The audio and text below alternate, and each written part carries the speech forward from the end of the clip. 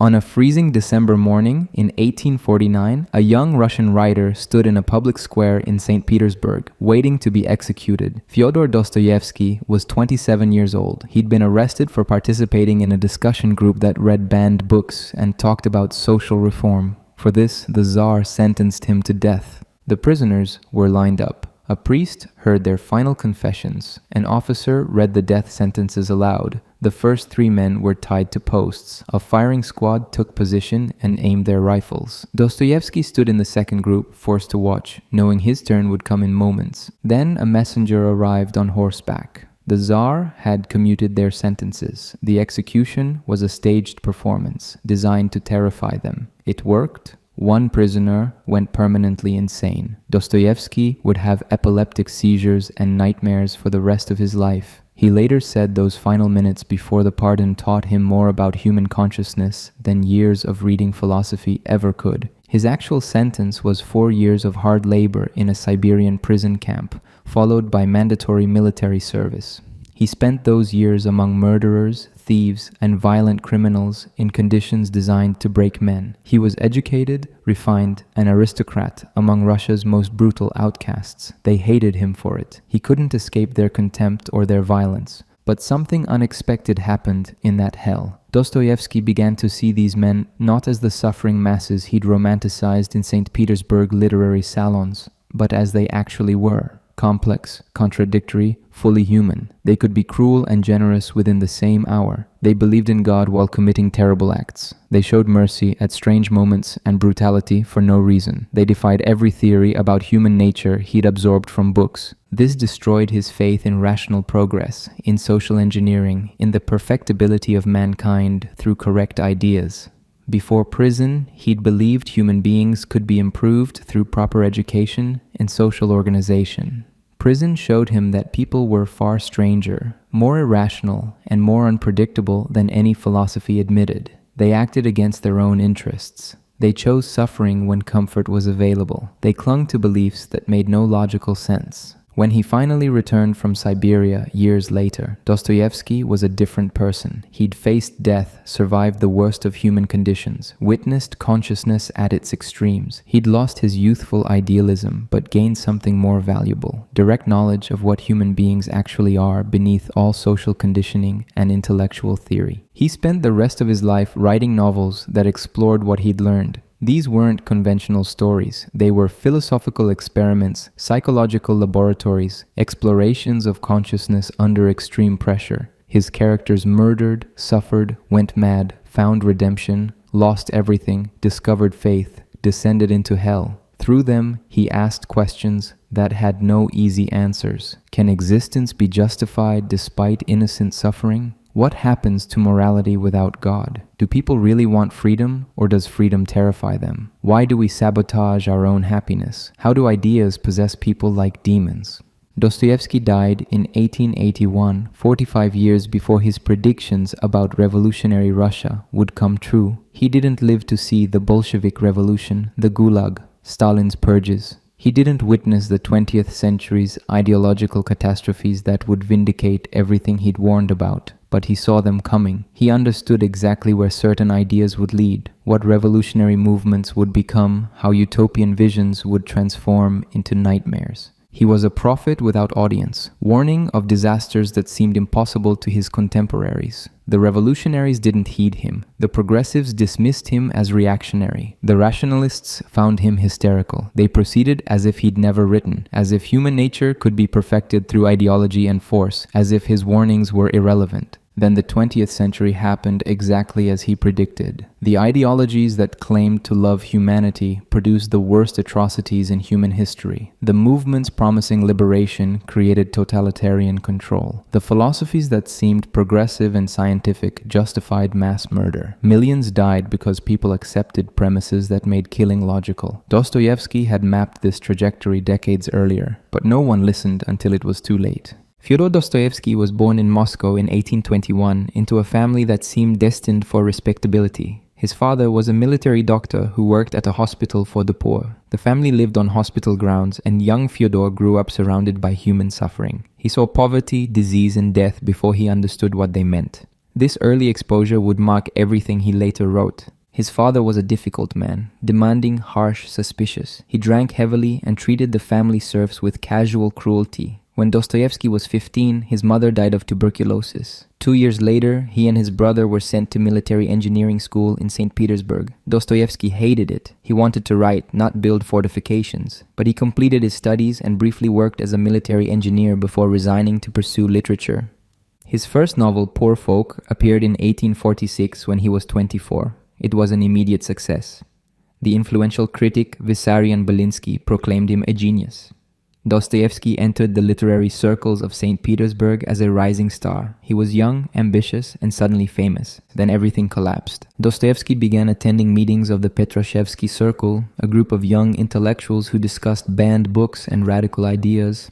They read French socialist writers. They criticized the autocracy and serfdom. They talked about revolution. The meetings were mostly talk, but in 1849, Tsar Nicholas I decided talk was enough. The secret police arrested Dostoevsky and dozens of others. After 8 months in prison, Dostoevsky and his fellow prisoners were taken to Semyonovsky Square. They were lined up. A priest heard their final confessions. An officer read their death sentences. The first 3 men were tied to posts. A firing squad took aim. Dostoevsky was in the second group, forced to watch and wait his turn. At the last possible moment, a messenger arrived on horseback. The Tsar had commuted their sentences. The execution was a mock ceremony designed to terrify them. It worked. One prisoner went permanently insane. Dostoevsky would suffer from epilepsy and nightmares for the rest of his life. He later wrote that those final minutes taught him more about human nature than years of study ever could. His sentence was reduced to 4 years of hard labor in Siberia, followed by military service. He was sent to Omsk, one of the harshest prison camps in Russia. Prisoners slept on bare wooden planks. They wore leg irons that weighed 10 pounds. They worked in extreme cold, breaking rocks and hauling bricks. The food was barely edible. Disease was constant. Violence erupted without warning. Dostoevsky was an aristocrat among criminals, and they despised him for it. He was educated, refined, from another world. The other prisoners mocked him, threatened him, made his life deliberately worse. He couldn't escape their hostility. He was trapped with murderers, thieves, and violent men in a space where educated ideals meant nothing. But something unexpected happened. Over time, Dostoevsky began to see these men differently. They weren't the suffering masses he had romanticized in St. Petersburg. They were complex, contradictory, fully human. They could be cruel and generous, stupid and cunning, faithful and treacherous, often in the same hour. They believed in God while committing terrible acts. They showed mercy at strange moments and brutality for no reason at all. They defied every theory about human nature he had absorbed from books. This realization transformed him. Before prison, Dostoevsky had believed in rational progress, in social engineering, in the perfectibility of mankind through correct ideas. Prison destroyed those beliefs. He saw that human beings were far stranger and more unpredictable than any philosophy admitted. They acted against their own interests. They chose suffering when comfort was available. They clung to irrational beliefs with desperate intensity. He also witnessed something else. Some prisoners maintained their dignity in conditions designed to destroy it. Some found meaning in suffering. Some discovered faith not despite their circumstances, but because of them. Dostoevsky began reading the New Testament, the only book prisoners were allowed. He read it obsessively. The figure of Christ, suffering voluntarily, accepting humiliation and death, began to take on new significance. After 4 years, Dostoevsky was released from prison, but forced to serve as a soldier in a remote Siberian garrison. He was still far from home, still under surveillance, still unfree, but he could write again. He began working on Notes from a Dead House, a fictionalized account of his prison years. The book appeared in 1862 and shocked Russian society. No one had written about prison this way before, without sentimentality or propaganda, simply showing what human beings became when stripped of everything. During his military service, Dostoevsky fell in love with Maria Dmitrievna, the wife of a heavy drinking customs official. When her husband died, Dostoevsky married her. It was a disaster. She was ill with tuberculosis, difficult, possibly mentally unstable. They made each other miserable. But Dostoevsky needed her suffering. He seemed unable to exist without crisis. In 1859, he was finally allowed to return to European Russia. He settled in St. Petersburg and resumed his literary career. He and his brother Mikhail started a magazine. It failed. They started another. It also failed, leaving Dostoevsky deep in debt. He began gambling compulsively, losing enormous sums at roulette in European casinos. He would pawn everything he owned, beg friends for money, then lose it all in a single night. His first wife died, his brother died, his young son died, his magazine collapsed. Creditors threatened him constantly. He fled Russia to avoid debtor's prison. He was 44 years old, broke, alone, seemingly finished. Then he met Anna Grigorievna Snitkina. She was 20, hired as a stenographer to help him meet a desperate publishing deadline. She was organized, intelligent, completely devoted to him. They married in 1867. She took control of his chaotic finances, negotiated with publishers, protected him from creditors, and managed his gambling addiction. With Anna, Dostoevsky finally found stability. The years that followed were the most productive of his life. He wrote Crime and Punishment, The Idiot, Demons, and The Brothers Karamazov. Each novel pushed further into questions that obsessed him. What happens to morality without God? Can an idea justify murder? Is suffering necessary for redemption? Do people really want freedom, or do they prefer submission? These weren't academic questions for Dostoevsky. They came directly from his life. He had faced execution and discovered what terror does to consciousness. He had lived among criminals and learned that evil isn't simple. He had experienced poverty so extreme that suicide seemed reasonable. He had gambled away everything and understood the psychology of self-destruction. He had suffered epileptic seizures that gave him seconds of overwhelming transcendent joy, followed by days of crushing despair. Everything he endured went into his books. His characters weren't invented from imagination. They were assembled from pieces of himself and everyone he had known. The underground man's spite, Raskolnikov's pride, the Grand Inquisitor's terrible logic, Father Zosima's compassion, all came from direct experience. By the time he wrote The Brothers Karamazov in 1880, Dostoevsky had become one of Russia's most celebrated writers. Thousands attended his public readings. When he died in January 1881, 30,000 people followed his funeral procession through the streets of St. Petersburg. He had gone from condemned prisoner to prophet, from radical to believer, from idealist to psychologist. His life was a journey through almost every form of human suffering, and he transformed that suffering into a philosophical vision that would outlive him by centuries. The Underground Man, Why We Sabotage Our Own Happiness. In 1864, Dostoevsky published a short novel that changed how people understood human psychology. Notes from Underground introduced a character who remains one of literature's most uncomfortable creations. The Underground Man is spiteful, petty, self-aware, and completely unable to act in his own interest. He knows exactly what would make him happy but does the opposite anyway. He understands his problems but makes them worse. He wants human connection but drives people away with deliberate cruelty. The novel begins with a confession.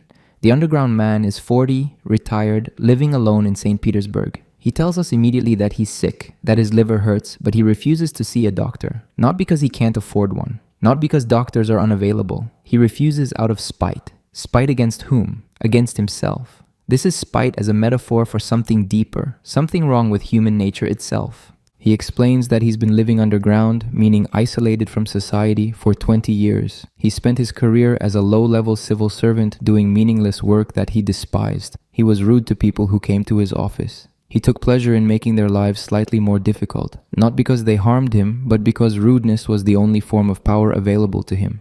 When he inherited some money and could finally retire, he retreated from the world entirely. The Underground Man is hyperconscious. He thinks constantly, analyzes everything, sees through all social pretenses. This consciousness is his curse. He can't simply act. Every action must first pass through layers of self-examination, and each layer reveals new reasons for doubt. He wants to slap someone who insulted him. But what if the slap is inadequate? What if he appears foolish? What if the other man doesn't even notice? By the time he finishes thinking, the moment has passed. He envies people who can act spontaneously, men who punch first and think later, men who see what they want and take it, men who believe in things. He calls them men of action, and he hates them while desperately wishing he could be one.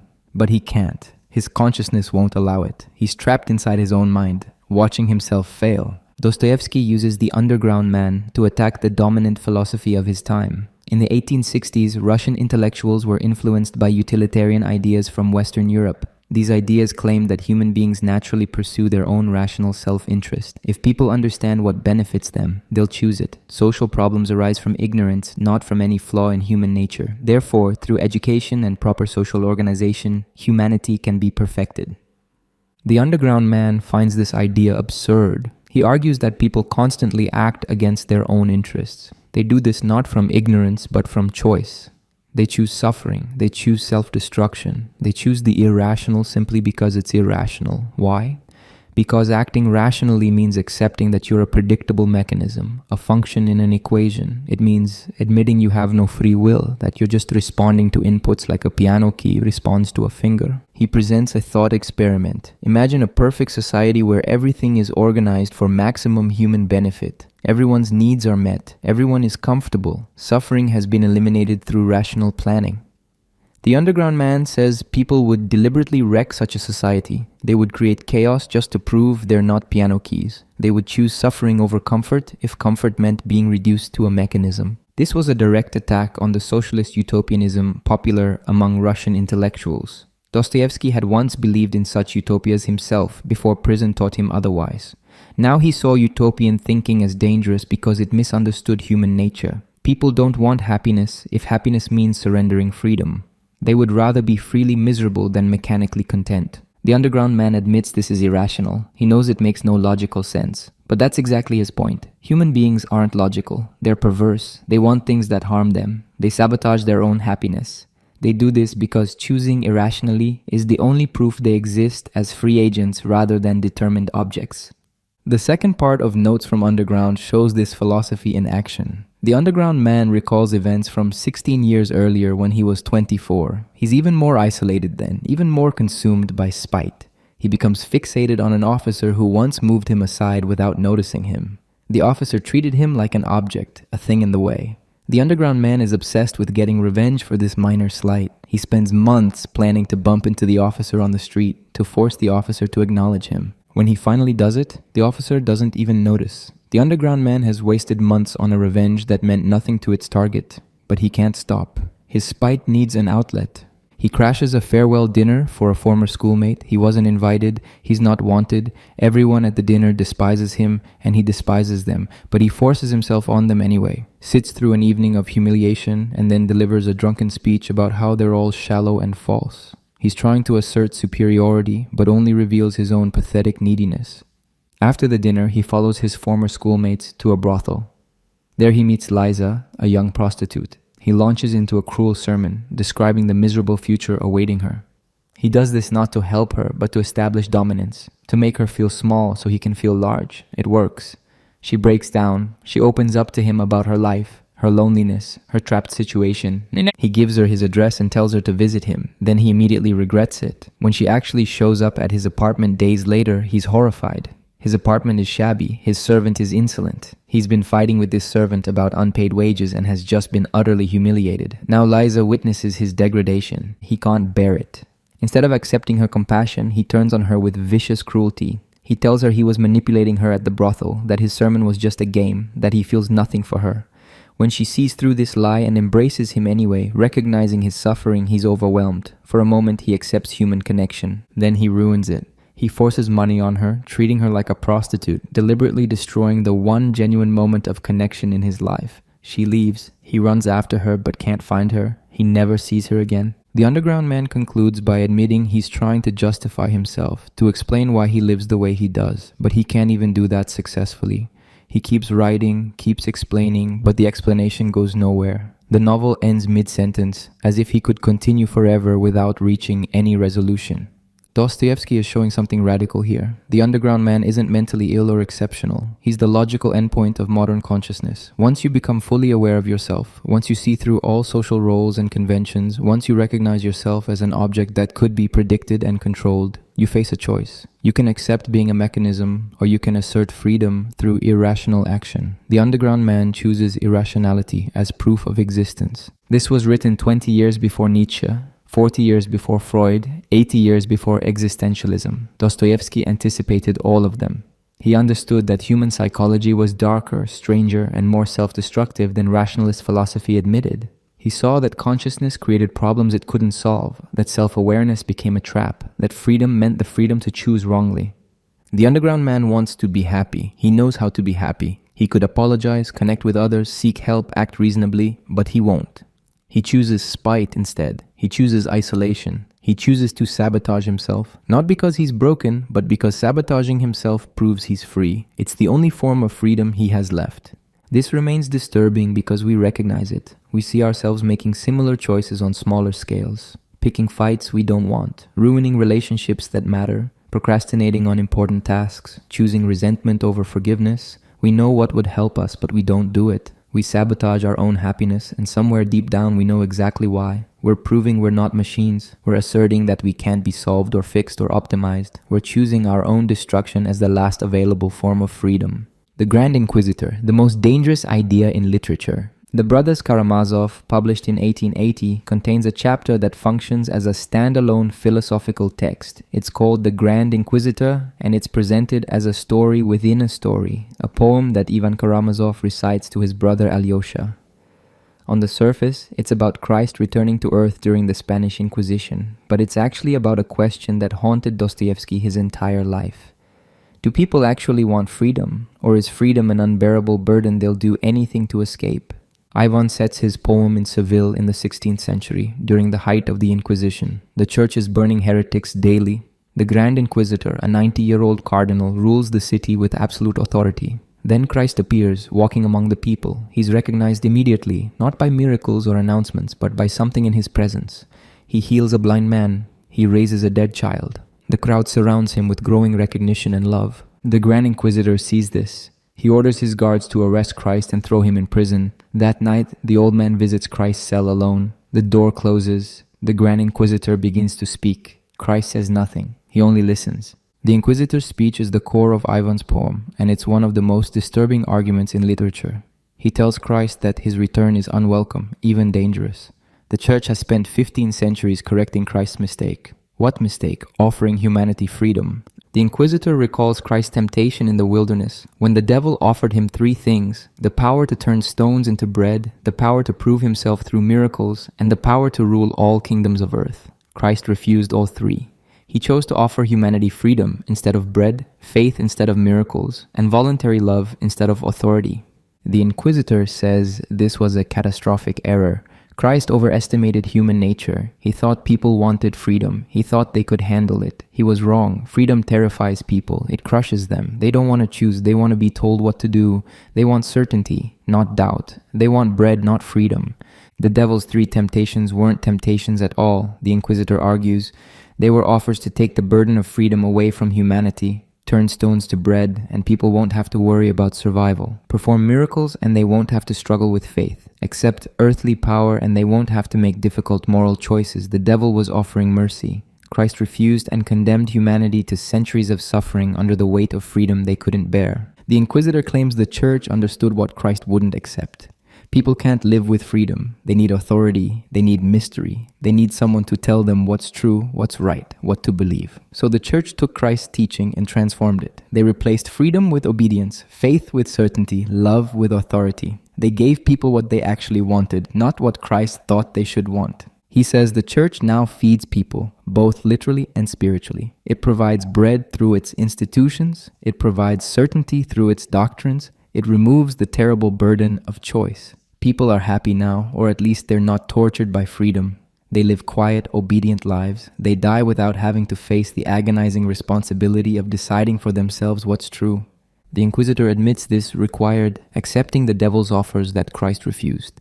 The church uses earthly power. It controls through fear and authority. It demands submission, not love. But this is mercy, not betrayal. The church saved humanity from the freedom that Christ mistakenly gave them. He tells Christ that his return threatens this entire system. If people see Christ again, they might remember what he actually taught. They might be tempted back toward freedom. This would undo 15 centuries of work. It would plunge humanity back into the suffering that freedom creates. So Christ must be burned at the stake tomorrow, just like any other heretic. The church will burn its own founder to protect humanity from his teaching. The Inquisitor finishes speaking. Christ has remained silent throughout. He hasn't argued or defended himself. He simply listened.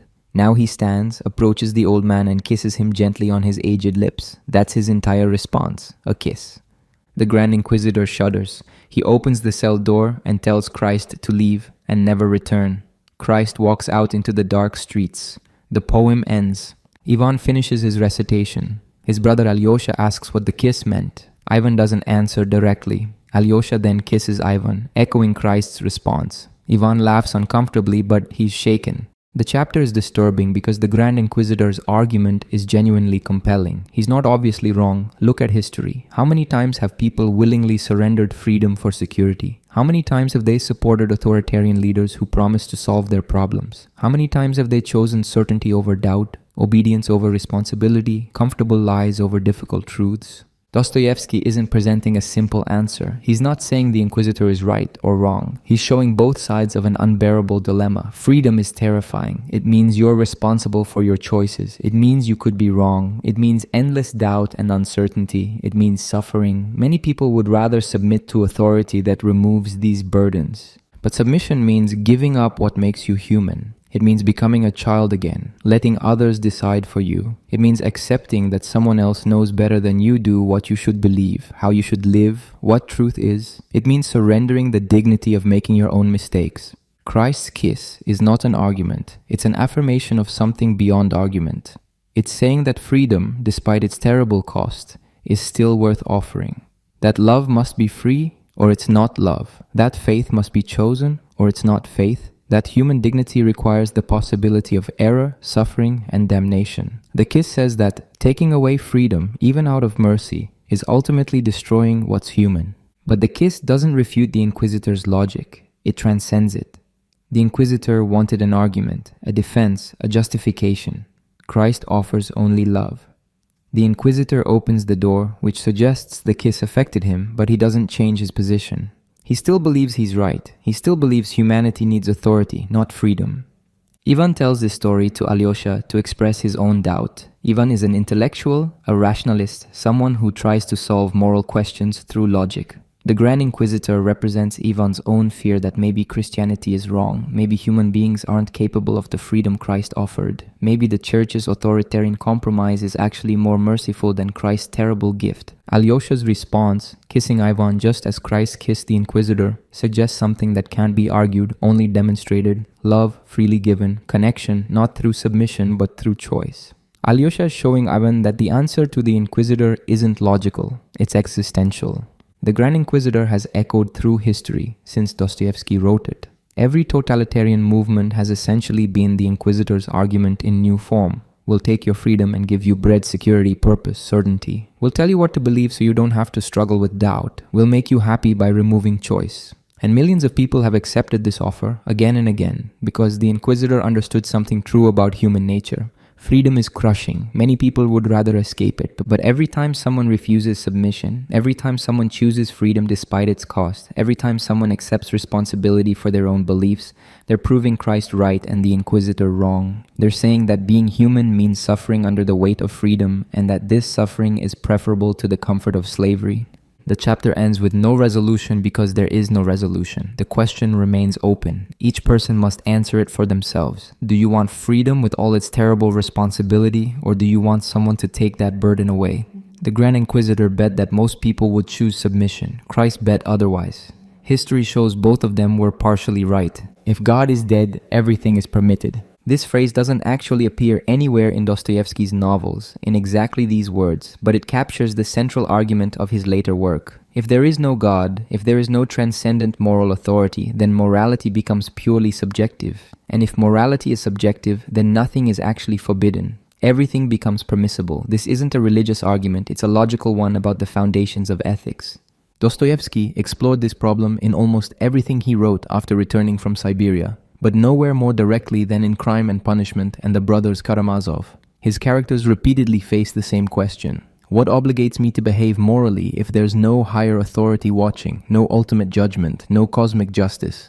Why shouldn't I do whatever benefits me if I can escape human punishment? In Crime and Punishment, published in 1866, this question takes the form of Raskolnikov's theory. Raskolnikov is a former university student living in extreme poverty in St. Petersburg. He's brilliant, isolated, and convinced that conventional morality doesn't apply to extraordinary people. He divides humanity into two categories: ordinary people who must obey moral rules, and extraordinary people who have the right to transgress those rules if their transgression serves a higher purpose. Napoleon is his model. Napoleon killed thousands but is remembered as great. Therefore, Raskolnikov reasons murder isn't absolutely wrong. It's only wrong when ordinary people do it without purpose. But extraordinary individuals, people who will change history, have the right to eliminate obstacles. Morality is for the masses. Genius operates beyond morality. Raskolnikov decides to test whether he's extraordinary. He chooses a victim, an elderly pawnbroker, a woman he considers useless, even parasitic. She hoards money while people starve. Killing her would be a service to society, he tells himself. And if he takes her money, he can finish his education and achieve great things. One worthless life sacrificed for future good. The utilitarian calculation seems clear. He plans the murder carefully. He rehearses his route. He prepares a false pledge to get into her apartment. On the chosen day, he takes an axe and goes to her building. He's terrified, but pushes through. When the old woman opens the door, he strikes her with the axe. She falls. He hits her again and again. Then her younger sister, who was supposed to be out, walks in and sees what he's done. Raskolnikov kills her too, though she was completely innocent, someone he had no reason to harm. He escapes without being seen. He should feel liberated. He's proven himself capable of transgressing the ultimate taboo. He's demonstrated that he's beyond ordinary moral restraints. Instead, he falls apart immediately. He becomes feverish, paranoid, barely functional. He can't enjoy the money he stole. He hides it without even counting it. He can't concentrate on anything except his own mental disintegration. What destroyed him wasn't fear of punishment. The police have no evidence. He's in no immediate danger. What destroyed him was the act itself. Killing someone, it turns out, is not a logical problem to be solved. It's an existential violation that changes you. Raskolnikov discovered that human beings aren't abstractions that can be eliminated through rational calculation. They're irreducibly real, and killing them creates a rupture that can't be rationalized away. His theory was wrong at its foundation. He thought morality was just social convention, something extraordinary people could transcend. He was wrong. Morality is something deeper, something built into human consciousness itself. You can't simply choose to opt out, no matter how clever your reasoning. The rest of the novel follows Raskolnikov's psychological collapse and eventual confession. He confesses not because the police cornered him, but because he can't live with what he's done. The guilt is unbearable. It's not social guilt, fear of others' judgment. It's existential guilt, the knowledge that he violated something fundamental. Dostoevsky is showing that atheism creates a logical problem it can't solve. If there's no God, why shouldn't Raskolnikov kill? Utilitarian philosophy says an action is right if it produces the greatest good for the greatest number. Raskolnikov's murder could be justified on those grounds. One worthless life for significant social benefit. But this calculation misses something essential about human life that can't be captured in utility functions. In The Brothers Karamazov, this problem appears again through Ivan Karamazov. Ivan is an intellectual who doesn't believe in God. He's honest about the implications. Without God, he argues, there's no basis for objective morality. Everything becomes opinion. One person's morality is as valid as another's. There's no way to say that anything is absolutely wrong. Ivan meets with his half-brother Smerdyakov, an epileptic servant who has absorbed Ivan's ideas.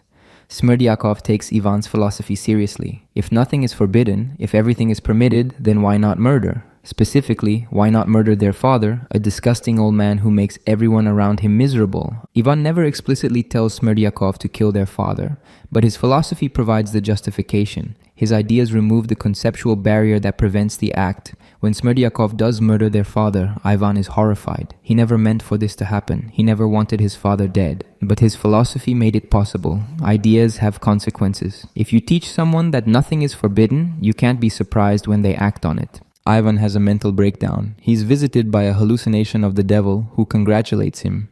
The devil points out that Ivan's atheism, however intellectually sophisticated, leads inevitably to moral nihilism. If there's no God, then there's no reason to be good except fear of punishment or social pressure. But these are weak constraints. Someone clever and ruthless can evade them. And once you've evaded them, what's left? Dostoevsky isn't arguing that atheists can be moral. Many atheists are deeply moral people. He's arguing that atheism can't provide a foundation for objective morality. It can't explain why you should be moral when being immoral would benefit you and when you could get away with it. It relies on sentiment, social conditioning, evolutionary psychology. But these explanations can all be questioned. Why should I care about others suffering? Because evolution programmed me to. But evolution also programmed me to pursue self-interest. Why privilege one impulse over the other? religious morality at least provides an answer. You should be moral because God commands it, because there's ultimate justice, because morality reflects the structure of reality itself. You might not believe this answer, but it's an answer. Secular morality struggles to provide equivalent grounding. Contemporary moral philosophers try various solutions. Kant argued that rationality itself demands certain ethical principles. Mill argued for utility as a foundation. Rawls developed contractual theories. But all of these can be questioned. Why should I be rational in the way Kant defines it? Why should I care about utility? Why should I honor contracts I didn't actually consent to? Dostoevsky saw this problem more clearly than most of his contemporaries because he experienced both sides. Before prison, he was a socialist radical who believed human nature could be perfected through correct social organization. Prison destroyed that belief. He saw human beings at their worst, and he saw that their worst had nothing to do with social conditions or lack of education. It came from somewhere deeper, somewhere that ideology couldn't reach. After prison, he struggled to reconstruct a worldview that could account for what he'd witnessed. He turned toward Orthodox Christianity, but not the comfortable institutional version. His faith was tortured, doubt-ridden, constantly wrestling with objections. He never found easy answers, but he became convinced that without some transcendent moral foundation, ethics collapses into power. The 20th century proved him right in the worst possible way. When Nietzsche declared God dead, he understood the implications. Everything built on religious foundations would collapse. New values would have to be created from nothing. This project failed catastrophically. The ideologies that rejected religious morality, communism, and fascism produced the most extreme atrocities in human history. They did exactly what Dostoevsky predicted. They decided that nothing was forbidden, that any action could be justified if it served the historical mission. Millions died because people took seriously the idea that there's no transcendent moral limit on human action. Once you remove the idea that human life is sacred, that individual dignity matters regardless of utility, that some things are absolutely forbidden regardless of consequences, you open the door to horrors that no legal system or social convention can prevent. This doesn't mean atheists must become murderers. Most don't. But it does mean they're living on borrowed moral capital, using ethical intuitions inherited from religious traditions, while rejecting the foundations that gave rise to those intuitions. Eventually, that capital runs out. Eventually, someone asks why they should follow these intuitions, and there's no compelling answer except force. Dostoevsky believed the only alternative to nihilism was some form of transcendent meaning. Not necessarily traditional religion, but something that grounds morality in reality rather than preference. He thought human beings needed to believe their moral intuitions reflect something real, not just evolutionary accidents or social constructs. Without that belief, morality becomes just another power game. Whether he was right remains the central question of modern ethics. We're still trying to answer it.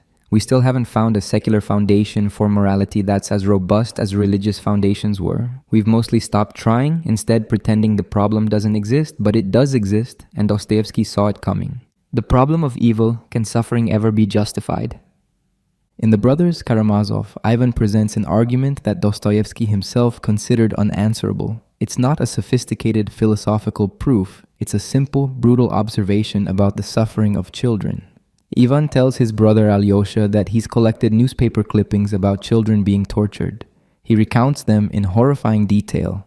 A 5-year-old girl beaten by her parents, locked in a freezing outhouse, crying to God for help that never comes. An 8-year-old surf boy torn apart by hunting dogs while his master watched. Stories of deliberate, purposeless cruelty inflicted on beings too young to have done anything to deserve it. Ivan says he's not rejecting God's existence, he's rejecting God's world. He's rejecting the moral structure of a universe where such suffering is permitted. Even if it all leads to some ultimate harmony, even if in the end everyone is redeemed and reconciled, even if the tortured children eventually embrace their torturers in universal love, Ivan refuses to accept it. The price is too high. One child's tears are worth more than any cosmic harmony. He won't accept a ticket to paradise purchased with the torture of innocence. He respectfully returns his ticket. This is called the problem of evil, and it's the strongest argument against belief in a good God. If God is all-powerful, he could prevent suffering.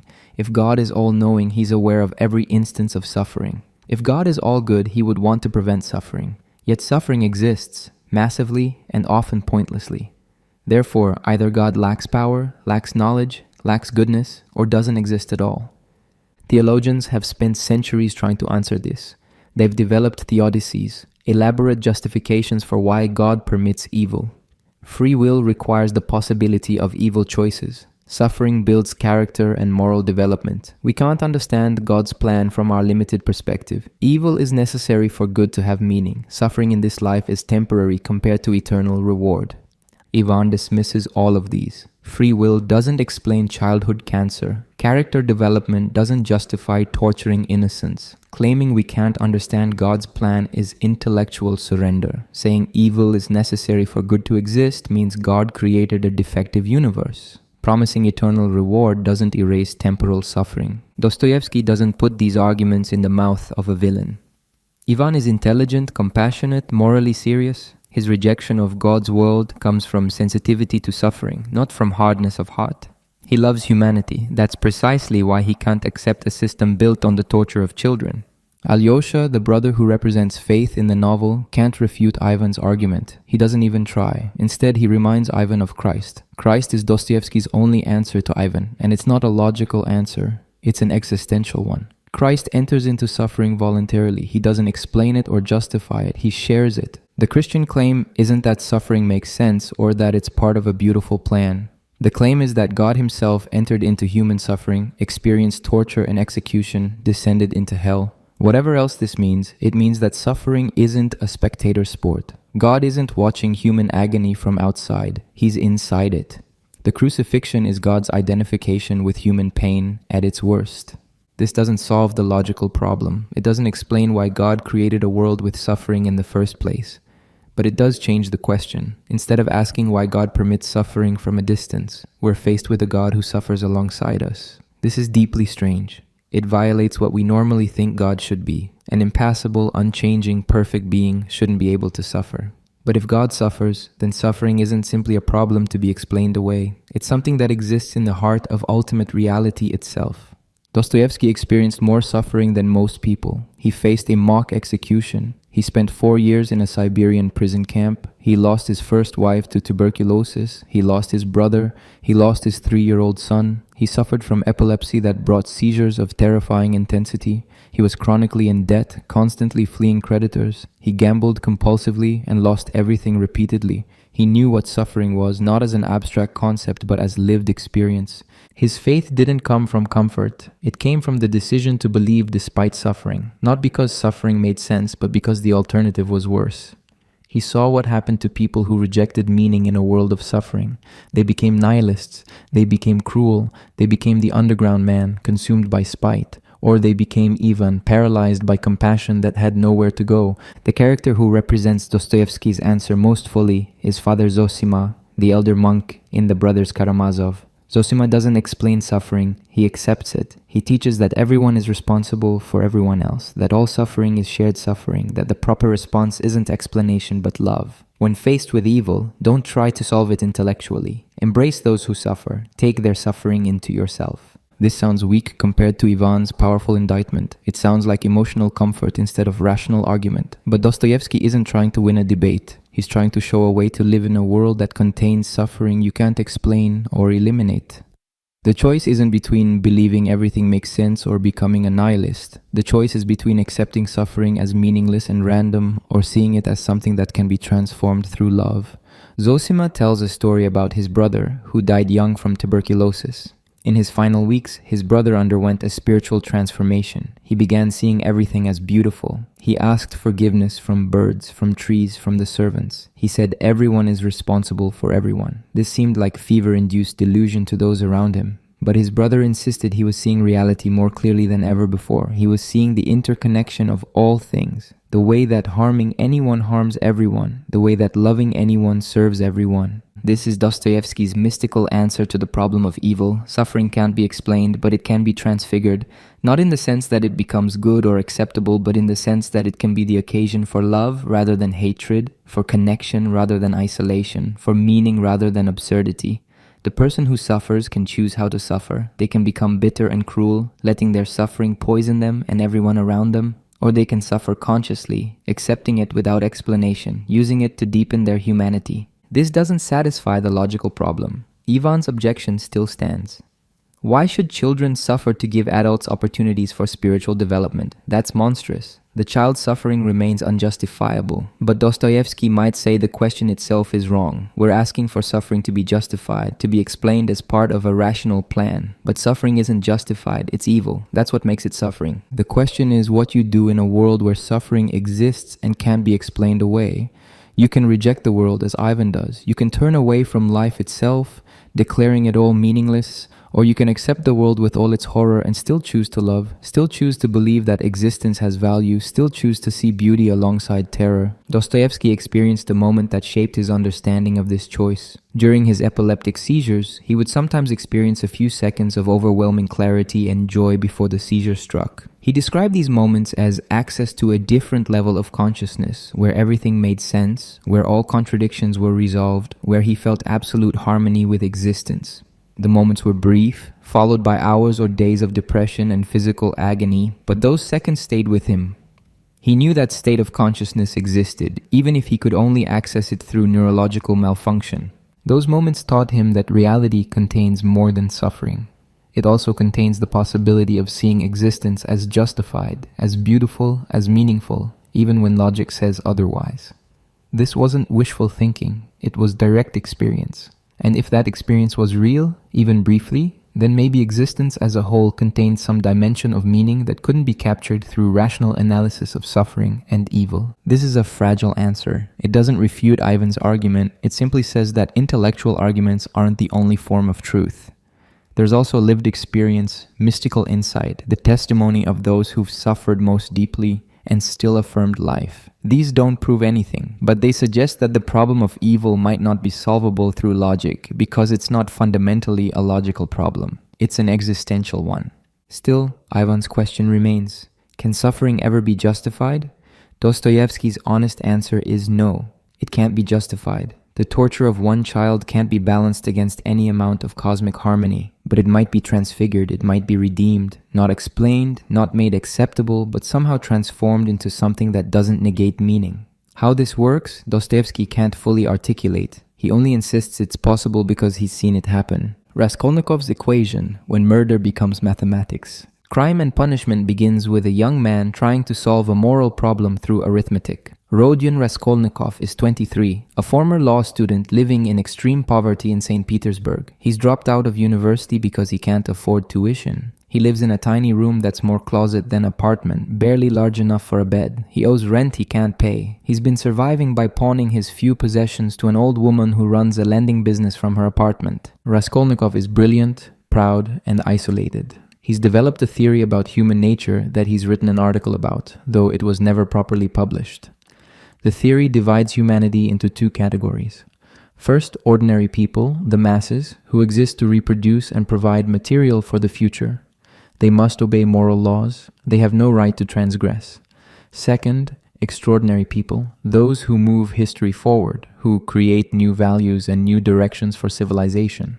These individuals have the right to step outside conventional morality if necessary for their mission. His example is Napoleon. Napoleon killed hundreds of thousands of people in his wars of conquest, but history remembers him as great, not as a criminal. Why? Because extraordinary individuals operate by different rules. They have the right to eliminate obstacles. Morality is for ordinary people. Genius transcends it. Raskolnikov becomes obsessed with the question, which category does he belong to? Is he ordinary or extraordinary? He can't tell just by introspection. Everyone thinks they're special. The only way to know is through action. An extraordinary person would be capable of transgressing moral law without psychological collapse. An ordinary person would fall apart. He decides to test himself. He chooses as his test case the old pawnbroker, Alyona Ivanovna. She's wealthy but miserly, lending money at exploitative rates, hoarding her wealth while people around her starve. She's mean, suspicious, possibly senile. From a utilitarian perspective, she's a net negative for society. Killing her would remove a parasite. And if he took her money, he could finish his education and potentially become someone who contributes great things to humanity. One worthless life traded for future benefit. The mathematics seem clear. He spends weeks circling around this idea. He walks past her building repeatedly, timing how long it takes to get there, how busy the street is, where witnesses might be. He's simultaneously planning the murder and hoping something will prevent it. He wants fate to intervene, to make the decision for him. But fate doesn't cooperate. Then he overhears a conversation in a tavern. A student and an officer are discussing the same pawnbroker. The student says someone should kill her and take her money to help people who actually need it. The officer agrees. It's as if the universe is confirming Raskolnikov's reasoning. He takes this as a sign. On the chosen day, he takes an axe he's hidden and walks to her apartment. He's in a strange mental state, almost like sleepwalking. He tells himself he's not really going to do it, that he's just going through the motions, that he'll stop at any moment. He arrives at her building. He climbs the stairs. He knocks on her door. She opens it, recognizes him as a customer, lets him in. He's brought something to pawn, or pretends to. While she examines it with her back turned, he takes out the axe. For a moment he hesitates. Then he swings. The first blow stuns her. She falls. He hits her again and again, far more times than necessary. There's blood everywhere. He's not calm and controlled like he imagined. He's frantic, terrified, barely aware of what he's doing. This isn't the decisive act of an extraordinary individual. It's brutal, clumsy, desperate. Then the door opens. Her half-sister Lizaveta has returned unexpectedly. She's younger, gentler. Someone Raskolnikov knows slightly and has no reason to harm. She sees him standing over her sister's body holding a bloody axe. She opens her mouth to scream, but no sound comes out. She's paralyzed with terror. Raskolnikov kills her too. He has to. She's a witness. But this murder wasn't in his calculation. Lizaveta was innocent, harmless, even kind. Killing her served no purpose. It saved him from exposure, but that's just self-preservation, not the act of someone transcending morality for a higher purpose. He's now just a murderer covering his tracks. He searches the apartment frantically, grabbing items, stuffing them in his pockets. He hears voices in the stairwell. Other people are coming. He's trapped, but they stop at a different floor. He manages to escape the building without being seen. He returns to his room. He should feel triumphant. He's committed the perfect crime. No evidence links him to the scene. The police have no reason to suspect him. He's proven himself capable of transgressing the ultimate boundary, but instead he immediately becomes sick. High fever, delirium, paranoia. He hides the stolen items without even looking at them properly. He can't bear to touch them. The murder didn't liberate him. It destroyed him. His theory was wrong at every level. First, the practical level. He wasn't calm and in control. He was terrified and clumsy. He left evidence. He killed an unintended victim. Second, the psychological level. He thought extraordinary people could commit murder without guilt. He was wrong. The guilt hit him immediately and overwhelmed him. Third, the moral level. He thought some lives were worth more than others, that you could weigh their value mathematically. But standing over Lizaveta's body, he couldn't maintain that fiction. She was irreducibly real, irreplaceably valuable, and he had extinguished her. The novel follows his gradual breakdown over the following days and weeks. The police have no real evidence, but an investigator named Porfiri suspects him based on his published article and his strange behavior. Porfiri doesn't try to prove Raskolnikov's guilt legally. Instead, he plays psychological games, letting Raskolnikov know he's suspected, waiting for him to confess. Raskolnikov meets Sonia, a young woman forced into prostitution to support her impoverished family. She's everything he's not. She hasn't theorized about morality. She simply acts from love and faith. She accepts her degraded position without resentment. She maintains her humanity in circumstances that should destroy it. When Raskolnikov confesses the murder to her, she doesn't recoil in horror. She weeps for him. She sees that he's suffering more than his victim suffered. She tells him he must confess publicly, not to escape punishment, but to accept responsibility, to reconnect with humanity. He resists. Confession means admitting he's ordinary, that his theory was wrong, that he's just a murderer like any other. His pride won't allow it. But the alternative is continuing to live in the psychological hell he's created for himself. Dostoevsky is attacking a specific philosophical position that was popular among radical intellectuals in 1860s Russia. Rational egoism, derived from thinkers like Chernyshevsky, claimed that human beings naturally pursue their rational self-interest. Morality isn't about divine commandments or intuitive feelings. It's about calculating consequences. If an action produces more benefit than harm, it's moral. This philosophy seemed progressive, scientific, enlightened. It promised to replace religious superstition with rational ethics. But Dostoevsky saw its danger. If morality is just calculation, then anything can be justified if you do the math right. Murder becomes acceptable if the victim's life is worth less than the benefits their death produces. You're not committing evil, you're making a rational choice. Raskolnikov takes this philosophy seriously and discovers it's incoherent. You can't reduce human life to mathematical value. You can't determine who deserves to live based on their social utility. The moment you try to treat a human being as a means to an end, as a factor in an equation, you've already committed a kind of violence against their humanity. More fundamentally, human psychology doesn't work the way rational egoism assumes.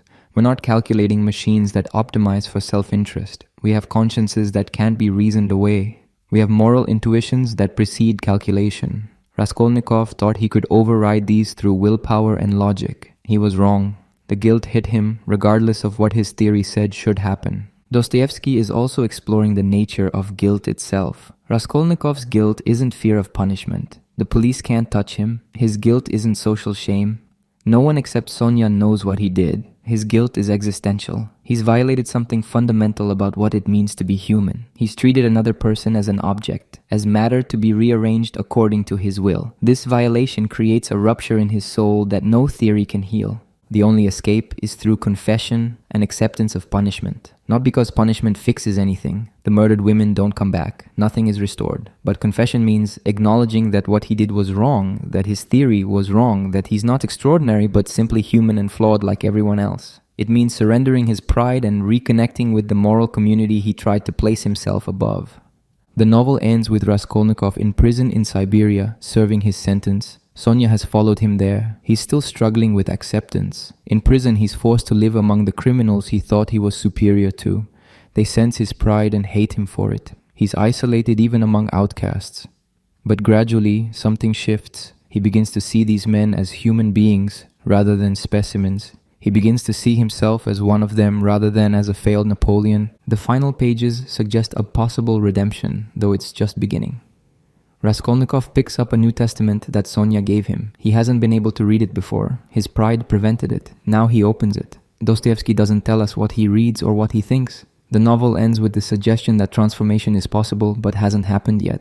It will take years, maybe a lifetime. Crime and punishment remains disturbing because Raskolnikov's reasoning is seductive. He's not stupid or insane. His logic, given his premises, is sound. If human life has only the value we assign it, if morality is just utilitarian calculation, if extraordinary people operate by different rules, then murder can be justified. The novel shows that these premises are wrong, not through philosophical argument, but through psychological demonstration. Raskolnikov's collapse proves that human beings can't actually live according to theories that deny objective morality. We see versions of Raskolnikov's logic throughout modern history.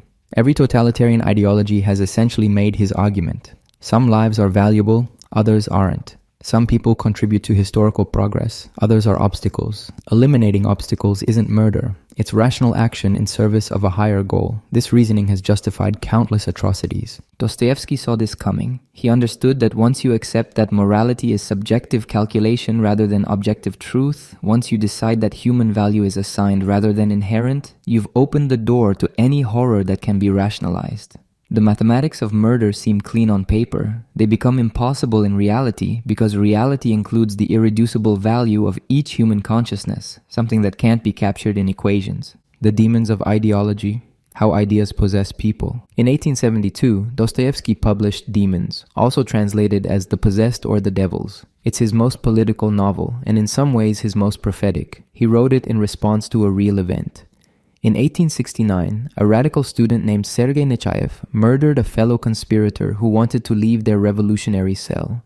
Nechayev convinced the other members that the victim was a traitor who had to be eliminated. The murder shocked Russian society. These were educated young people from good families, yet they had killed one of their own in service to an abstract political vision. Dostoevsky saw this murder as symptomatic of something larger. Revolutionary ideology was functioning like demonic possession. It entered people's minds and displaced their normal moral reasoning. They stopped seeing individuals and saw only categories: revolutionary, counter-revolutionary, progressive, reactionary. Human beings became functions in an ideological system, and functions could be eliminated if they hindered the system's operation. The novel centers on a provincial Russian town invaded by revolutionary conspirators. The main character is Nikolai Stavrogin, a charismatic aristocrat who seems to embody every contradiction of his generation. He's brilliant but purposeless, capable of anything but committed to nothing. He's been involved with radical ideas in the past but has become bored with them.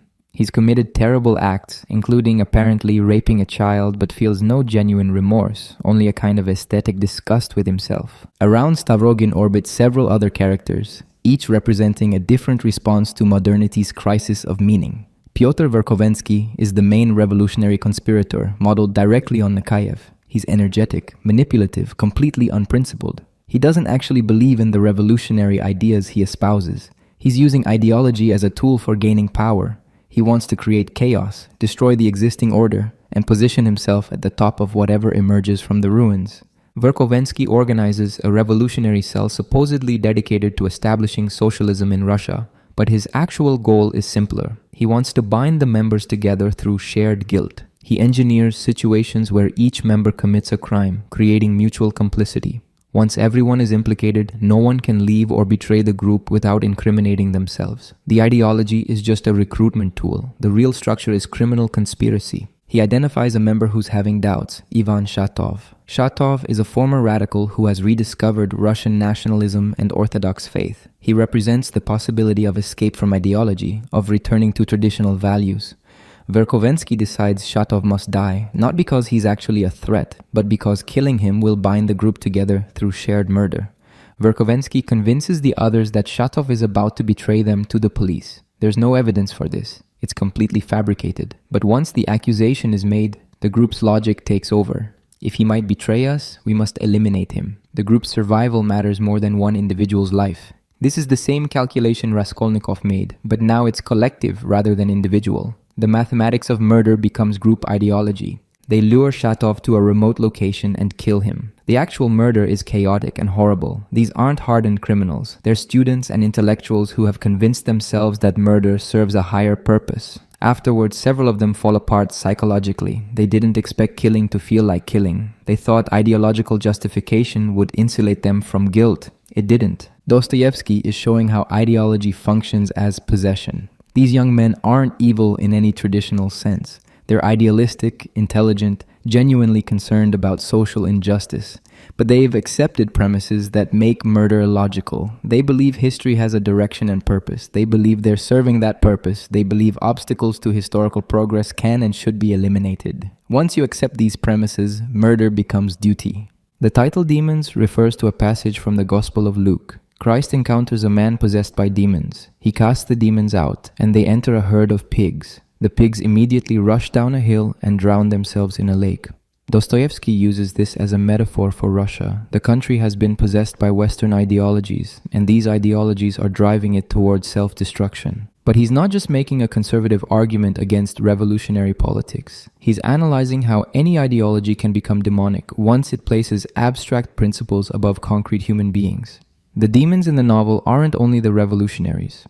Dostoevsky also shows liberal reformers, reactionary conservatives, and orthodox traditionalists all succumbing to ideological possession in different forms. Stepan Verkovensky, Pyotr's father, represents the older generation of liberal Western-influenced intellectuals. He spent his life discussing progressive ideas in comfortable salons. He means well, he wants justice and enlightenment, but his ideas are disconnected from reality. He treats peasants as theoretical categories to be improved rather than as actual people. His son Pyotr inherited his father's ideological thinking but stripped away the humanitarian sentiment. Stepan talked about revolutionary change. Pyotr acts on it. The father created the intellectual conditions that produced the son's monstrosity. Kirillov represents another form of ideological possession. He's not a revolutionary in any political sense. He's a philosophical extremist who has decided that God doesn't exist and that this means man must become God. If there's no God, then there's no objective meaning or morality. Everything is permitted. But if everything is permitted, then man is free in an absolute sense. To prove this freedom, Kirillov decides to commit suicide, not from despair but as a metaphysical statement. His death will demonstrate that man has conquered the fear of death and therefore achieved divinity. This is ideology pushed to its logical extreme. Kirillov has taken an abstract idea and made it the organizing principle of his entire existence. He's going to kill himself to prove a philosophical point. His life has become secondary to the idea. When Verkovensky learns of Kirillov's plan, he manipulates him, convincing Kirillov to time his suicide to help the revolutionary conspiracy by taking blame for Shatov's murder. Kirillov agrees. He'll die not just to prove man's divinity, but also to help a political cause he doesn't even believe in.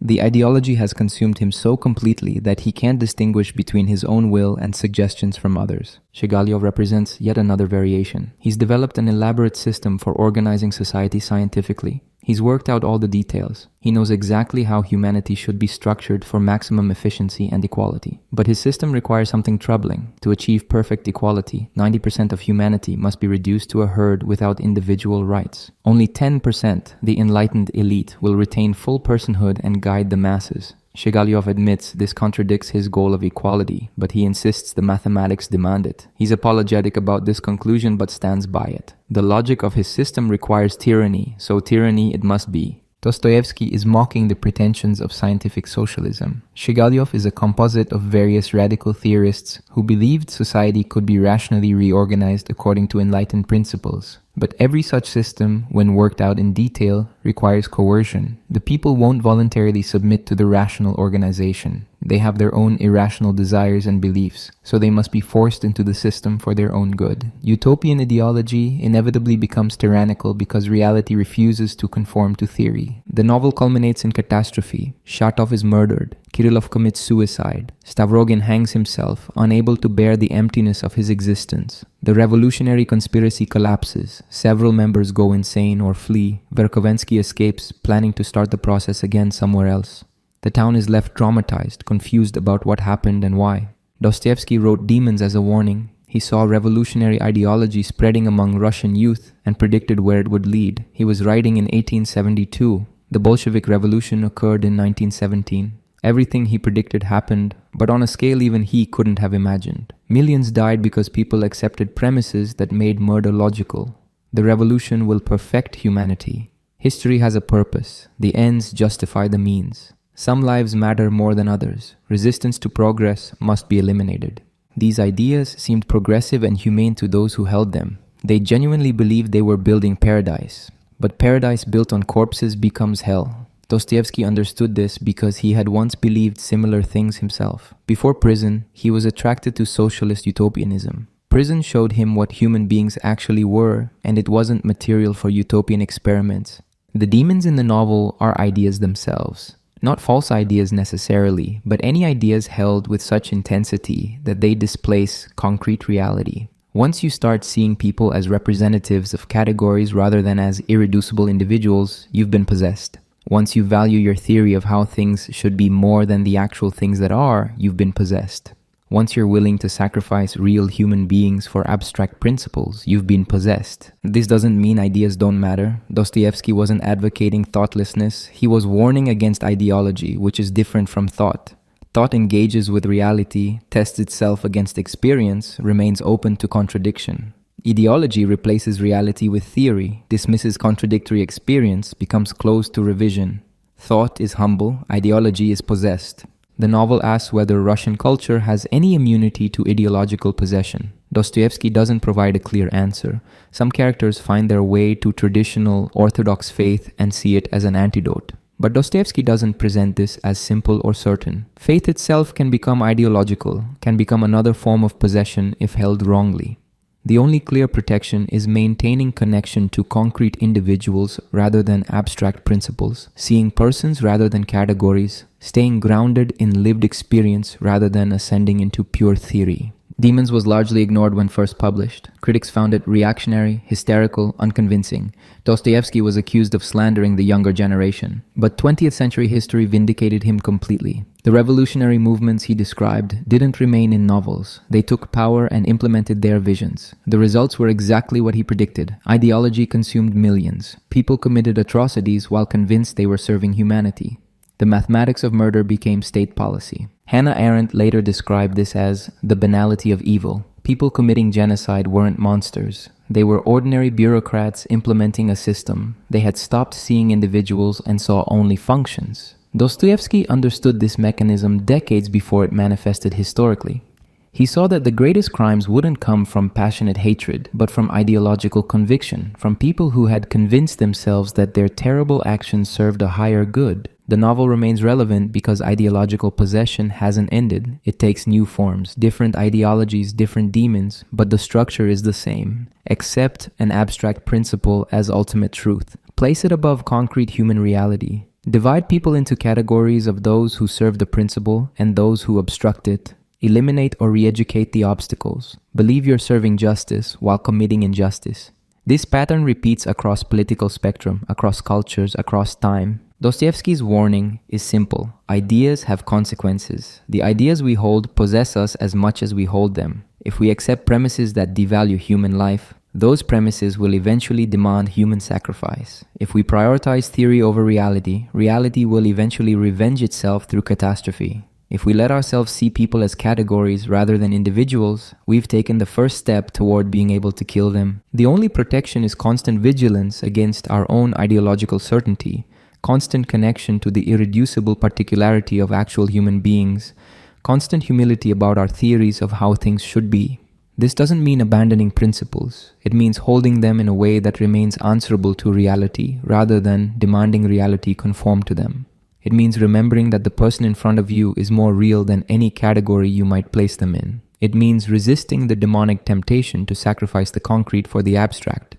Confession and the impossibility of hiding. Raskolnikov murders 2 women and leaves almost no physical evidence. The police have no witness, no murder weapon, nothing that definitively links him to the crime. He's intelligent enough to avoid obvious mistakes. He should be safe. Yet within days, he's on the verge of confessing. Not because the police are closing in, but because something inside him demands it. He can't hide from himself, and therefore he can't hide at all. This pattern appears throughout Dostoevsky's work. Characters commit crimes in secret, crimes that no external authority could prove, yet they're driven to confess. The confession doesn't come from fear of punishment. It comes from something deeper. The act of hiding becomes more unbearable than the consequence of revelation. Guilt isn't primarily about being caught. It's about the rupture that hiding creates between your inner experience and your social existence. In Crime and Punishment, Raskolnikov tries several strategies to avoid confession. First, he attempts simple denial. He tells himself the murders didn't happen, or that they don't matter, or that they were justified. This fails immediately. The memories won't be suppressed. The images return constantly, involuntarily. He can't control his own mind. Second, he tries rationalization. He returns to his theory about extraordinary people being beyond conventional morality. He reminds himself that the pawnbroker was worthless, that her death benefited society. But this theory, which seemed compelling before the murder, now sounds hollow. Standing over Lizaveta's body changed something fundamental. Theory can't override direct experience. He knows what he did was wrong in a way that transcends argument. Third, he tries distraction. He throws himself into helping others, involving himself in other people's problems, trying to fill his consciousness with anything except his own crime. This works temporarily, but collapses the moment he's alone. The guilt returns immediately, stronger for having been suppressed. Fourth, he tries defiance. He tells himself he's strong enough to bear the guilt, that confessing would be weakness, that extraordinary people live beyond conventional morality precisely because they can endure psychological isolation. This might be his strongest defense, but it fails because isolation itself becomes unbearable. Human beings can't exist in purely private reality. We need recognition from others. We need to be seen and known. Hiding creates a split between the person we present to the world and the person we actually are. This split is psychologically unsustainable. The investigator Porfiry Petrovich understands this. He has no evidence against Raskolnikov, but he knows Raskolnikov committed the murders. How? Because he understands psychology. He's read Raskolnikov's article about extraordinary people and sees in it the intellectual justification for murder. More importantly, he watches Raskolnikov's behavior. Raskolnikov can't help returning to the crime scene. He can't help asking questions about the investigation. He can't help revealing his knowledge of details he shouldn't know. Porfiry doesn't try to gather evidence. Instead, he plays a psychological game. He lets Raskolnikov know he's suspected. He applies pressure indirectly through hints and suggestions. He makes it clear that he's waiting for confession, that he has time, that the psychological burden will eventually become too much to bear. He's right. The pressure Raskolnikov feels isn't primarily external, it's internal. He's being crushed by the weight of hiding. Sonia Marmeladova becomes the catalyst for confession. She's a young woman forced into prostitution to support her impoverished family. She's religious, compassionate, without pride or pretense. When Raskolnikov confesses to her, he's not seeking absolution. He's seeking recognition. He needs someone to know what he actually is, to see him completely.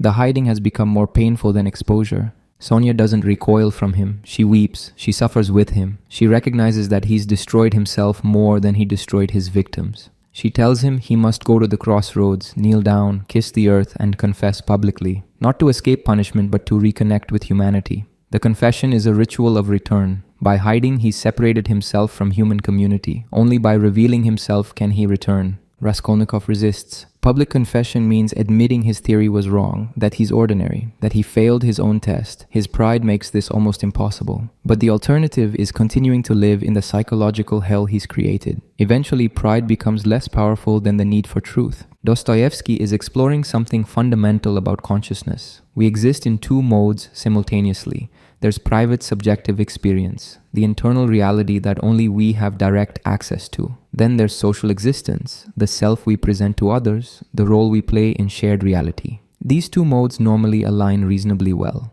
The person we are inside roughly matches the person others see. But when they diverge radically, when our inner reality contradicts our social presentation, we experience a profound alienation. We become unreal to ourselves. The social self feels like a mask, a performance, a lie. But we can't abandon it without consequences. So we're trapped between two incompatible realities, unable to be fully present in either. Crime creates this split in its most extreme form. The murderer knows what they've done. This knowledge becomes the central fact of their inner experience. But socially, they must pretend to be someone who hasn't committed murder. They must perform normalcy while experiencing radical abnormality. This performance requires constant vigilance. Every conversation, every social interaction becomes potential exposure. The effort is exhausting. More fundamentally, the split attacks identity itself. Who am I? The murderer or the person pretending not to be a murderer? Which self is real? If the social self is just performance, then I'm fundamentally alone, trapped in a private reality that can't be shared. But if I try to make the social self real by confessing, I face punishment and exile from normal society. Either way, I'm cut off from full human existence. Dostoevsky suggests that confession is the only escape from this trap. Not because confession fixes anything practically. The victims don't return, the crime isn't undone, but confession heals the split between private and social reality. It makes the two align again. The person I am inside becomes the same as the person others see. I become real again, even if the reality is painful. This isn't just about criminal guilt. Dostoevsky is describing a general feature of consciousness. Any significant secret creates a milder version of the same split. Whenever we hide something important about ourselves, we create distance between inner and outer reality. The hiding requires energy. It creates anxiety. It prevents full connection with others because they're relating to a curated version of us, not the actual person. Modern psychology confirms this. Studies on secret keeping show that significant secrets create measurable psychological and even physical stress. The burden isn't primarily about fear of discovery, it's about the cognitive load of maintaining two separate realities. Your mind has to track what others know versus what you know, what you've said versus what you're thinking, how you appear versus how you are. This double tracking is exhausting. Confession provides relief not because it eliminates consequences, but because it eliminates pretense. You become oneself instead of two. The energy spent on hiding becomes available for other purposes. You can be fully present because you're not constantly monitoring your performance. Others now relate to your actual self rather than to a curated version. But confession requires extraordinary courage because it means accepting consequences without the protection of masks. You're making yourself completely vulnerable. Others will now see your worst aspects, your failures, your shame. You're trading the exhausting safety of hiding for the terrifying exposure of truth. Dostoevsky believed this trade was necessary for psychological and spiritual health. Hiding, especially hiding significant truths about ourselves, creates a kind of death in life. We're alive biologically but cut off from authentic existence. We're playing a role rather than living. Confession is resurrection, return to life, even though that life includes suffering. The Brothers Karamazov contains a powerful scene that illustrates this. Father Zosima, the elder monk, has visitors who come to confess. One woman confesses a murder she committed years ago. No one suspects her. She's maintained perfect secrecy, but the hiding has destroyed her. She's become incapable of joy, connection, or peace. She lives in constant internal torment. Zosima tells her she must confess publicly. She's terrified. Public confession means losing everything: her social position, her family's respect, possibly her freedom. But Zosima insists that only public confession can free her. private confession to him isn't enough because the split between private and social reality remains. She must make her inner truth socially real. The novel doesn't tell us whether she confesses publicly. Dostoevsky leaves it ambiguous, but he's made the principle clear. Truth must become public to be fully real. As long as it remains hidden, it exists in a kind of limbo, poisoning from within, but unable to be resolved. This creates a problem for modern therapeutic culture. Contemporary psychology often emphasizes privacy and confidentiality. Therapy happens in closed rooms where you can reveal yourself safely without social consequences. This has obvious benefits. It allows exploration without fear.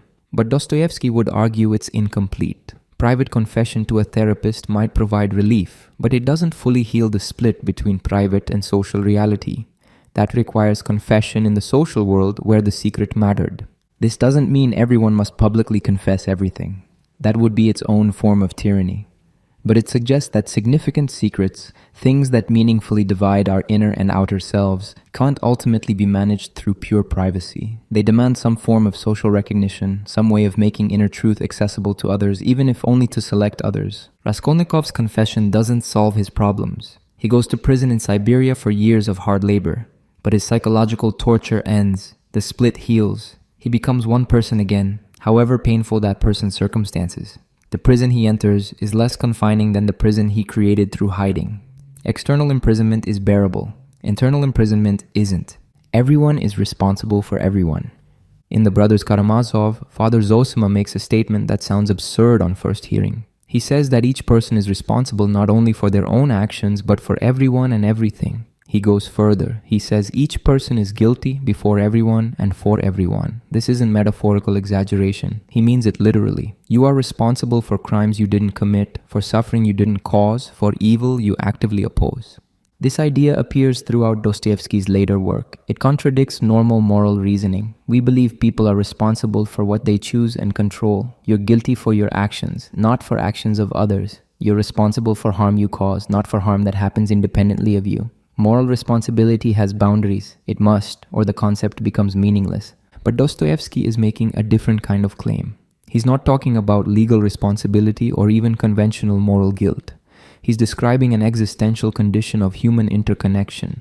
Every action, every choice, every attitude affects the whole. You can't isolate yourself morally any more than you can isolate yourself physically.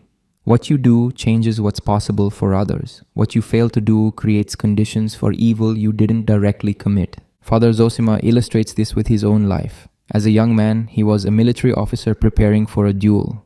The night before, he beat his servant viciously for a minor offense.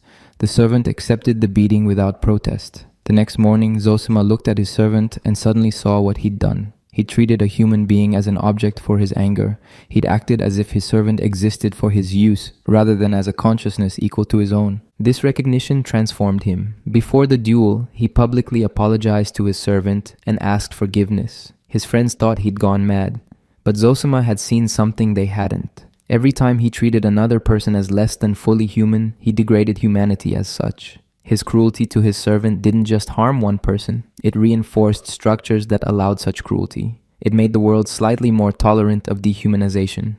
He extends this insight universally. When you hate someone, you make the world more hateful. When you act with casual cruelty, you normalize cruelty. When you ignore suffering you could alleviate, you strengthen the social conditions that permit suffering.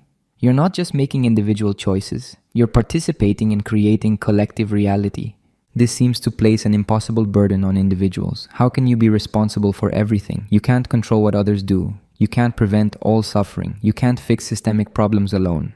Accepting responsibility for everything leads to paralysis or despair. If you're guilty for all evil, even evil you oppose, what's the point of trying to be good? But Dostoevsky isn't counseling despair. He's describing the precondition for genuine moral action. Once you recognize your interconnection with all other beings, once you see that you can't separate your good from their good, you stop making calculations about whose suffering matters more. You stop dividing people into those you're responsible for and those you're not.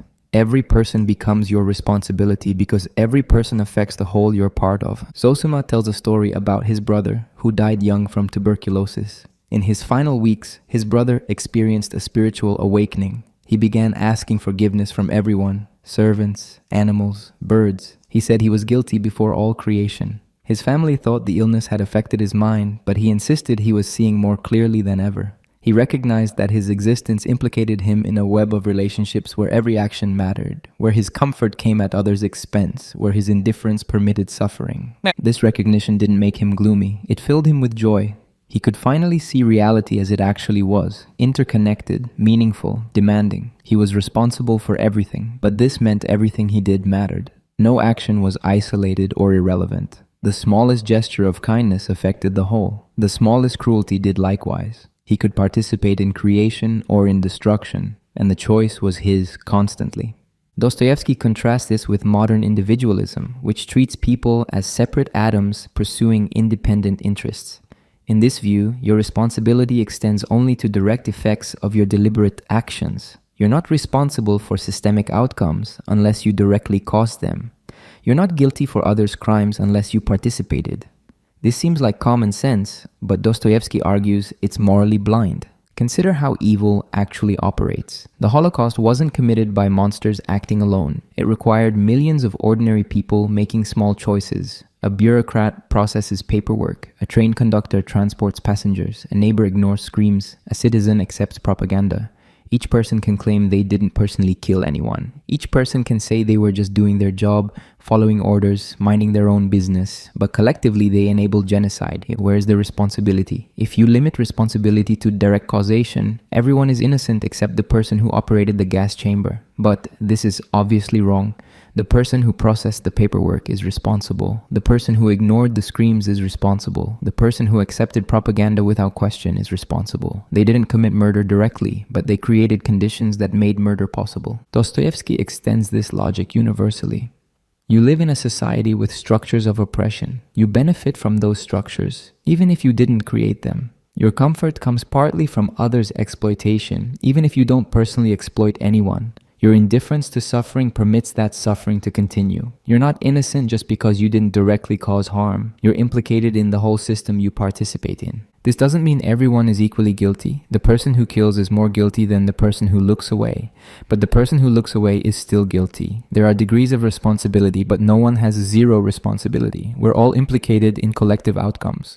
Ivan Karamazov struggles with this idea. He recognizes interconnection intellectually, but finds it morally intolerable. If I'm responsible for everything, including things I can't control, then moral action becomes impossible. I'll always be guilty. I can never do enough. The burden is crushing. So Ivan rejects the entire framework. He refuses responsibility for the whole. He limits his concern to what he can directly affect. But this refusal creates its own problems. Ivan's philosophy, taken seriously, justifies his half-brother Smerdyakov's murder of their father. If I'm only responsible for what I directly do, if I have no obligation to prevent evil I didn't cause, then why should I care that others commit murder? Ivan never told Smerdyakov to kill. He's not legally guilty, but his philosophy made the murder possible. His ideas removed moral barriers. He's responsible, even though he didn't strike the blow. Alyosha, the youngest brother, represents Dostoevsky's positive response to this dilemma. Alyosha accepts responsibility for everyone without becoming paralyzed. How? He doesn't try to fix everything at once. He responds to what's immediately in front of him. A child is suffering. He helps that child. A person is desperate. He offers presence and compassion. He doesn't calculate whether his actions will solve systemic problems. He simply responds to need with love. This seems small, even futile. How does helping one person change structural evil? But Dostoevsky argues that structural evil is composed of millions of small failures to love. It exists because people ignore suffering, because they pass by need without responding, because they've learned to be indifferent. Every act of genuine compassion weakens that structure slightly. Every time you respond to another person's suffering as if it matters as much as your own, you're creating a different kind of world. Zosima puts it simply, love actively, not abstractly. Abstract love is easy. You can love humanity while despising actual people. You can support justice in theory while ignoring injustice in front of you. You can believe in compassion while being cruel in practice. Abstract love costs nothing and accomplishes nothing. Active love is difficult. It requires responding to the particular person in front of you with their annoying qualities, their ingratitude, their inability to change. It means helping people who won't thank you and might even resent you. It means accepting responsibility for outcomes you can't control. It means staying present to suffering even when you can't fix it. This is what universal responsibility demands. Not that you solve all problems, but that you stop pretending problems aren't your concern. Not that you succeed at saving everyone, but that you stop dividing people into those who matter and those who don't. Not that you become perfect, but that you recognize your imperfection implicates you rather than excuses you. Dostoevsky knew this was difficult because he struggled with it himself. He wasn't a saint. He was often irritable, demanding, self-absorbed. He gambled away money his family needed. He could be cruel to people who loved him, but he understood what he should be even when he failed to be it. He understood that recognizing universal responsibility was the beginning of moral life, even if living it fully was impossible. Modern individualism rejects this framework as oppressive. It insists on clear boundaries. You're responsible for your choices, not for systemic outcomes. You're obligated to avoid harm, not to actively help everyone. You should contribute to justice, but you're not guilty for injustice you oppose. This makes morality manageable. It prevents the paralysis of infinite responsibility. But Dostoevsky would argue this manageability comes at a cost. It allows us to ignore suffering that doesn't directly touch us. It lets us benefit from exploitation while claiming innocence. It permits us to live comfortably in unjust systems while denying complicity. It makes morality a set of rules to follow rather than a total engagement with reality. The tension between these views remains unresolved. We need boundaries to function. We can't literally accept responsibility for everything. But we also know that pure individualism is inadequate. We are interconnected. Our actions do affect everyone. We do participate in systems that cause suffering. We are implicated in more than we'd like to admit. Dostoevsky doesn't offer a neat solution. He offers a vision of moral life as constant tension between recognizing infinite responsibility and accepting finite capacity. You can't do everything, but you can't do nothing. You can't save everyone, but you can respond to someone. You can't end suffering, but you can refuse to add to it. You're always failing, but that failure doesn't excuse you from trying. Father Zosima dies peacefully, surrounded by those he's taught. His last words are about joy. He's not naive about evil. He's spent his life hearing confessions, encountering the worst of human nature. But he's maintained joy because he's seen that reality is fundamentally relational, that every action matters, that love is always possible. The recognition that you're responsible for everyone is terrifying. It's also liberating. It means nothing you do is insignificant. Every gesture of compassion affects the whole. Every moment offers the possibility of participating in redemption rather than in destruction. The double, when you meet your own shadow. In 1846, shortly after his successful first novel, Dostoevsky published The Double. It was a commercial and critical failure. Readers found it confusing, repetitive, and unpleasant, but it introduced themes Dostoevsky would develop throughout his career, particularly the idea that personality isn't unified or stable. We contain contradictions, opposing drives, multiple selves that compete for control. Under pressure, these internal divisions can become so severe that the self fractures. The novel's protagonist is Yakov Petrovich Golyatkin, a low-level civil servant in St. Petersburg. He's anxious, socially awkward, desperate for respect, but constantly humiliated. He has no real sense of identity beyond his position, and his desperate need to be seen as respectable. His entire self-concept depends on external validation that he never receives. One day, Golyatkin encounters his exact double on the street. Same face, same build, same name, same position. The double is also a civil servant named Golyatkin, but this second Golyatkin is everything the original isn't. He's confident, socially adept, charming. He instantly succeeds where the original fails. He befriends people who ignore the original. He gains promotions the original deserves but doesn't receive. He's shameless where the original is paralyzed by shame. The original Golyatkin is horrified. His double is taking over his life, doing things in his name, ruining his reputation. He tries to expose the fraud, but no one believes him. Other people seem to see the double as just another person, not as an imposter stealing someone's identity. The original becomes increasingly frantic, paranoid, unable to function. The novel ends with him being taken away to an insane asylum while his double watches with a satisfied smile. Dostoevsky leaves it deliberately ambiguous whether the double is real or hallucination. Other characters seem to interact with both Golyatkins, suggesting the double exists externally. But the double's actions follow the logic of the original psyche so perfectly that he seems more like an externalized internal state. The ambiguity is the point. The double is both real and unreal, both external and internal. What Dostoevsky discovered in this early work is the concept psychoanalysis would later call the shadow. We contain aspects of ourselves we can't consciously accept. Desires that contradict our self-image. Aggression we've been taught to suppress.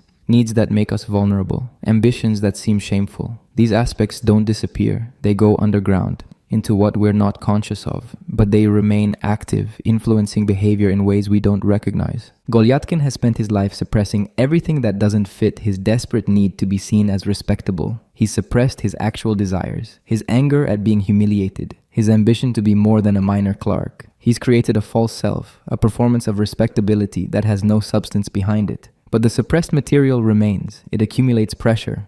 Eventually, it erupts as the double. The double does everything Golyatkin wants to do but can't admit wanting. He's aggressive, shameless, successful. He pursues pleasure without guilt. He lies without hesitation. He takes what he wants without apology. He's free in ways the original isn't.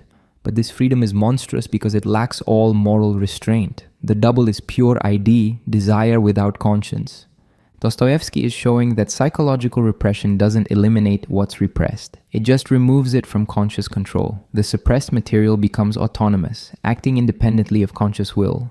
You think you've eliminated your unacceptable desires by refusing to acknowledge them. Instead, you've created an internal adversary that will sabotage you from within. This pattern appears throughout Dostoevsky's later work in more sophisticated forms. The underground man is fighting his own suppressed desires for connection while consciously choosing isolation. Raskolnikov is battling between his theory of extraordinary people and his actual moral conscience. Ivan Karamazov creates Smerdyakov, who acts on ideas Ivan holds intellectually but wouldn't act on himself. The double becomes internalized as psychological conflict rather than appearing as an external person. In the brothers Karamazov, Ivan has a hallucination of the devil. The devil appears as a shabby gentleman, somewhat vulgar, saying things Ivan has thought but wouldn't admit to thinking. The devil is Ivan's shadow, all the cynicism and nihilism he suppressed beneath his intellectual sophistication. The devil tells Ivan that his ideas led to his father's murder, that his philosophy makes murder logical, that he's responsible even though he didn't kill anyone. Ivan denies this desperately, but the devil is speaking truth Ivan can't consciously accept. The hallucination is triggered by psychological breakdown. Ivan has maintained rigid control over himself through intellect. He's kept his doubts, his guilt, his emotional needs suppressed through philosophical detachment. But his father's murder, which his ideas enabled, breaks this control. The suppressed material erupts as the devil, confronting him with aspects of himself he's denied. Dostoevsky understood this from personal experience. He suffered from epilepsy, a neurological condition that fragments consciousness. During seizures, he experienced his consciousness splitting, experiencing multiple realities simultaneously. Before seizures, he sometimes experienced moments of supernatural clarity where all contradictions resolved. These experiences taught him that consciousness isn't unified. It's a process, a negotiation between competing states, and under stress, it can fragment. He also experienced psychological splitting more generally. He was simultaneously a devoted Christian and a questioner who understood atheist arguments better than most atheists. He was politically conservative but maintained sympathy for radicals. He was disciplined enough to produce massive novels while gambling compulsively. He was devoted to his second wife while obsessed with young girls in ways that approached pathology. He contained multitudes, and the multitudes often contradicted each other. This gave him insight into how personality works. We're not one thing, we're multiple drives, beliefs, and desires in unstable alliance. Usually these parts coordinate reasonably well. We present a relatively coherent self to the world. But the coherence is provisional, maintained by suppressing contradictions rather than resolving them. Under stress, the suppression fails. The contradictions emerge. We meet our double, our shadow, the parts of ourselves we've disowned. Carl Jung later developed these insights into depth psychology. Jung argued that everyone has a shadow, the collection of traits we've disowned and projected away from conscious identity. The shadow contains not just negative traits, but any traits incompatible with our self-image. If you see yourself as kind, your shadow contains your cruelty. If you see yourself as rational, your shadow contains your irrationality. If you see yourself as moral, your shadow contains your transgressive desires. The shadow doesn't disappear through denial. It becomes autonomous, acting independently. You find yourself doing things you can't explain, holding contradictory beliefs, sabotaging your own goals. The shadow is operative in all self-destructive behavior, in patterns you repeat despite knowing better, in the gap between who you think you are and how you actually behave. Jung argued that psychological health requires integrating the shadow, acknowledging and accepting the disowned parts of yourself, not acting on every impulse, but recognizing that you contain impulses you've denied. Not becoming immoral, but admitting you're capable of immorality. Not identifying with the shadow, but accepting it as part of you rather than projecting it onto others or splitting it off entirely. Dostoevsky anticipated this therapeutic insight. His characters who find peace are those who've accepted their contradictions rather than denying them. Alyosha knows he contains the same potential for evil as his brothers, but doesn't suppress this knowledge. Zosima acknowledges his past cruelty rather than constructing a false narrative of purity. Sonia accepts that she's both prostitute and saint rather than splitting her identity into incompatible parts. Characters who remain tormented are those who can't integrate their shadows. Ivan can't accept that his philosophy has real consequences. Raskolnikov can't accept that he's not extraordinary. The underground man can't accept that he wants connection despite his spite. They've created false selves that contradict their actual nature, and this contradiction destroys them. The double appears most dramatically in moments of psychological crisis when the false self can no longer be maintained. You've been performing respectability while seething with resentment. The resentment eventually erupts, doing damage you then can't understand because you don't consciously identify with it. You've been suppressing doubt beneath certainty. The doubt erupts as paralyzing anxiety at the worst moment. You've been denying weakness beneath competence. The weakness appears as sudden breakdown when you need strength most. Modern culture encourages shadow formation by demanding consistency. You're supposed to have clear identity, stable values, predictable behavior. Contradictions are seen as character flaws. Ambivalence is weakness. You're encouraged to choose who you are and ruthlessly eliminate anything that doesn't fit. This creates increasingly elaborate false selves with increasingly powerful shadows. Social media accelerates this. You curate an identity, presenting only aspects that fit your chosen image. The unpresented aspects don't vanish, they accumulate as shadow material. The gap between curated identity and actual experience grows. You become your double, performing a self that has no substance, while your actual self goes underground and becomes inaccessible even to you. Dostoevsky's solution isn't to abandon identity or embrace chaos, it's to accept that you're more contradictory than you'd like to admit. You contain opposing impulses. You believe incompatible things. You want mutually exclusive outcomes. This is normal. This is human. The problem isn't having contradictions. The problem is denying them, splitting off unacceptable parts, trying to be one-dimensional when you're actually multidimensional. The integrated person acknowledges their shadow without being ruled by it. They know they're capable of cruelty but choose kindness. They recognize selfish impulses but act generously. They feel doubt but maintain commitment. They don't pretend the shadow doesn't exist. They also don't identify with it entirely. They hold contradictions in tension rather than resolving them through suppression. This requires constant self-examination and brutal honesty. You must notice when you're performing rather than being. You must recognize your own rationalizations. You must see the gap between your self-image and your actual behavior. You must accept that you're the person who did that shameful thing, not someone else, not a temporary aberration, but you. Only through this acceptance can you integrate rather than fragment. The double ends with Golyatkin insane, his personality completely fragmented, taken away to an asylum. Dostoevsky is showing what happens when the split between actual self and performed self becomes too great. You can't bridge it. You can't return to unity. The false self has become too elaborate, the shadow too powerful. The only outcome is breakdown. But later works suggest another possibility. Breakdown can be the beginning of integration. When the false self collapses, there's an opportunity to construct something more honest. When you meet your double, your shadow, the parts you've disowned, you can either fight to maintain the split or accept the contradiction. Fighting leads to madness. Acceptance leads to difficult freedom. You become more chaotic, less predictable, harder to categorize. But you also become real in a way you weren't before. You stop being your own double. You start being yourself. Dostoevsky's women, saints, prostitutes, and prophets. Dostoevsky's women are never simple. They're not decorative, not secondary, not merely objects of male desire or vessels of conventional virtue. They're complex moral agents, often more psychologically developed than the men around them. They embody contradictions that would destroy weaker characterizations. They're simultaneously degraded and holy, victimized and powerful, suffering and transcendent. In many ways, they're Dostoevsky's answer to the philosophical problems his male characters can't solve. Sonia Marmeladova in Crime and Punishment is the clearest example. She's an 18-year-old prostitute, forced into sex work to support her impoverished family. Her father is an alcoholic who squanders what little money they have. Her stepmother is dying of tuberculosis, with 3 small children to feed. Sonia sacrifices herself to keep them alive. She walks the streets, endures the use of her body by strangers, and returns home with money earned through her degradation. By conventional morality, she should be ruined. Prostitution was considered the ultimate female degradation in 19th century Russia. A fallen woman couldn't be redeemed. She had forfeited any claim to respectability or moral standing. But Dostoevsky completely inverts this judgment. Sonia is the most morally elevated character in the novel. She's the one who understands suffering. She's the one capable of genuine love. She's the one who offers Raskolnikov the possibility of redemption. How can a prostitute be a saint? Because Dostoevsky separates moral worth from social category. Sonia chose degradation for love. She's sacrificing herself for her family, accepting suffering to alleviate theirs. This is the fundamental Christian gesture, accepting your own crucifixion for others.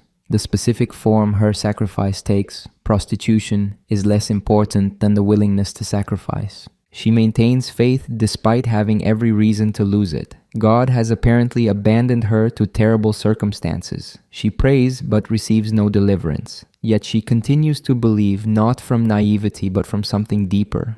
She's experienced the bottom of human existence and found that faith still makes sense there, perhaps makes sense only there. When Raskolnikov confesses his murders to her, she doesn't recoil morally. She sees immediately that he's suffering more than his victims. She weeps not for the murdered women, but for Raskolnikov's spiritual death. She tells him he must confess publicly, must accept punishment, must reconnect with humanity through suffering. She'll follow him to Siberia, not from romantic love, but from recognition of shared human brokenness. Sonia represents something Dostoevsky believed about suffering. It can either destroy you or transfigure you. It destroys when you resist it, when you let it make you bitter and cruel. It transfigures when you accept it consciously, when you suffer without letting suffering poison your capacity for love. Sonia has suffered immensely but hasn't become hard. She's maintained tenderness, compassion, capacity for joy. This is her holiness. Nastasia Filipovna in The Idiot presents a different aspect of Dostoevsky's understanding of women. She was seduced as a child by her guardian, a wealthy man who raised her as his mistress. This early violation marked her permanently. She's beautiful, intelligent, charismatic, but psychologically destroyed by her abuse. She sees herself as irredeemably corrupted, as fundamentally worthless despite her qualities. When the novel opens, she's about to marry a wealthy man who wants to rehabilitate her reputation. But she can't accept redemption. At the engagement party, she throws the money he's given her into a fire and runs away with a dissolute merchant. She's choosing degradation because degradation feels like her true condition. Being treated well feels false. Being used feels real. Prince Mishkin, the novel's Christ-like protagonist, offers her genuine love without judgment. He sees her pain, recognizes her value, wants to save her. But she can't accept his love either. She sees it as pity or delusion or saint-like goodness she doesn't deserve. She's convinced she'll contaminate anyone who gets close to her. So she pushes him away, sabotages any possibility of happiness, and eventually rushes toward destruction. The novel ends with her murdered by the merchant she ran away with. Her final act is self-sacrificial in a twisted way. She chooses to be with the man who will destroy her rather than the man who would save her. She's protecting Mishkin from her perceived contamination while simultaneously fulfilling her conviction that she deserves only destruction. Dostoevsky is showing something about trauma and self-concept. Nastasia was violated as a child, taught that her value was purely sexual, that she existed for use. This lesson became her core identity. Even when circumstances change, even when genuine love is offered, she can't integrate the new information. Her self-concept is fixed. She'll unconsciously arrange her life to confirm what she believes about herself, even if that belief is destroying her. This isn't weakness or stupidity, it's psychological necessity. If your entire identity is built around being damaged, then healing threatens your sense of self. Who are you if you're not damaged? Nastasia can't answer that question. So she clings to damage, chooses men who will abuse her, rejects those who would treat her well. She's more comfortable with pain she understands than with love she doesn't know how to receive. Grushenka in The Brothers Karamazov represents yet another variation. She's a kept woman, maintained by a wealthy merchant, using her beauty and intelligence to survive in a society that gives women few options. She's manipulative, playful, sexually confident. She enjoys the power her desirability gives her over men. Both Dmitri and Fyodor Karamazov are obsessed with her, and she plays them against each other. But beneath this performance is loneliness and hurt. She was seduced and abandoned by a Polish officer when she was young. This betrayal shaped her. She learned not to trust men, to use them before they use her, to maintain control through manipulation rather than vulnerability. Her sexuality isn't expression of desire. It's a weapon, a survival strategy, armor against being hurt again. When the Polish officer returns years later, asking for money and treating her with contempt, something breaks in Grushenka. She sees that she's been carrying a false image of him, that her entire adult strategy has been based on avoiding repetition of a betrayal by someone who wasn't worth her devotion. This recognition frees her. She stops performing, stops manipulating, becomes capable of genuine feeling. She chooses Dmitri even when he's arrested for murder, even when being associated with him destroys her reputation. She follows him to prison, nurses him through his trial, commits to following him to Siberia if he's convicted. She's discovered that love based on vulnerability is deeper than control based on manipulation. She's strong enough now to be weak, to risk being hurt, to give without calculating return. Dostoevsky uses his women to explore redemption through suffering in ways his male characters often can't access. His men are trapped in ideas, in theories, in intellectual frameworks that prevent direct response to reality. Raskolnikov has his theory about extraordinary people. Ivan has his philosophy about God and suffering. The underground man has his spite. These ideas create barriers between them and lived experience. His women are more immediate. They respond to what's in front of them rather than to abstract principles. Sonia doesn't have a theory about redemption. She acts from love and faith. Grushenka doesn't philosophize about suffering. She survives it and eventually transforms it. Even Nastasia, who's psychologically destroyed, is destroyed by actual trauma rather than by ideas about trauma. This isn't because Dostoevsky thought women were less intelligent. Several of his female characters are as intellectually sophisticated as his men. It's because women in his society were excluded from the intellectual debates that obsessed his male characters. They couldn't attend universities or participate in radical discussion circles. This exclusion paradoxically protected them from ideological possession. They had to navigate reality directly rather than through theoretical frameworks. Katerina Ivanovna in The Brothers Karamazov shows the danger when women do get trapped in ideas. She's wealthy, educated, proud. She becomes engaged to Dmitri out of gratitude after he saves her family from disgrace. But the engagement is based on principle rather than feeling. She's determined to save Dmitri from himself, to redeem him through her pure love. She's constructed a narrative where she's the noble woman reforming the dissolute man. This narrative prevents her from seeing reality. Dmitri doesn't love her and clearly loves Grushenka, but Katerina can't accept this because it contradicts her story about herself. She doubles down on her commitment, becomes increasingly controlling, insists she'll sacrifice everything for him. Her nobility becomes tyranny. She's trying to force reality to match her idea of how things should be. Only at the end does she recognize what she's been doing. The recognition is devastating. She's wasted years on a false narrative, hurt people through her determination to be noble, confused pride with love. But the recognition also frees her. She can stop performing nobility and start being honest about her actual feelings, which are far more complicated and far less elevated than she pretended. Lizaveta in Crime and Punishment has almost no lines in the novel. She's the pawnbroker's younger sister, the unintended victim Raskolnikov kills to eliminate a witness. She's developmentally disabled, exploited by her sister, used by neighbors. She's completely innocent and harmless. Her murder is what destroys Raskolnikov psychologically more than killing the pawnbroker. Dostoevsky uses Lizaveta to show the absolute value of human life regardless of social utility or capability. Raskolnikov's theory was that some lives matter more than others, that you could weigh their value. Lizaveta had no social value by utilitarian calculation. She contributed nothing, required care, seemed to have limited consciousness. But murdering her revealed the theory's bankruptcy. She was irreducibly valuable simply by being human. No calculation could justify her death. The women in Dostoevsky often serve as moral lodestars that his male characters navigate toward or away from. Prince Mishkin is drawn to Nastasia and tries to save her. His failure destroys him, but the attempt itself is his defining characteristic. Raskolnikov moves towards Sonia and finds the possibility of redemption. Dmitri chooses Grushenka and discovers authentic love. Alyosha is guided by the memory of his mother and by women he encounters. Ivan's problem is partially his inability to love the women around him, his reduction of them to abstract categories. This pattern reflects Dostoevsky's belief that salvation comes through love rather than through ideas. Love requires seeing the particular irreducible person in front of you. It can't be universalized or theorized. It demands response to this specific being with all their contradictions and complexity. Women in his novels often embody this demand. They can't be reduced to types or theories. They force recognition of particularity. Dostoevsky was personally complicated regarding women. His first marriage was unhappy. He had obsessive attractions to young girls that he recognized as problematic. He could be controlling and demanding with his second wife despite genuinely loving her. He absorbed his society's patriarchal assumptions while simultaneously creating female characters who transcend those assumptions. His women aren't realistic in any simple sense. They're philosophical explorations as much as psychological portraits, but they're not abstractions. They're fully imagined beings with their own interiority, their own agency, their own ways of understanding that differ from male ways without being inferior. They suffer intensely, often because of men, but they're not merely victims. They transform suffering into something else, into love or sacrifice or redemptive presence.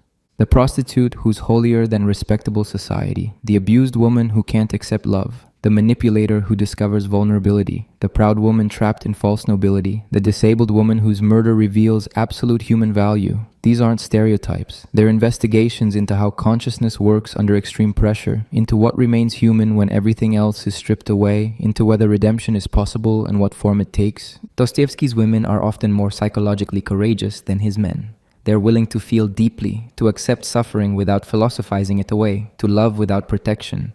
His men hide behind ideas. His women confront reality more directly.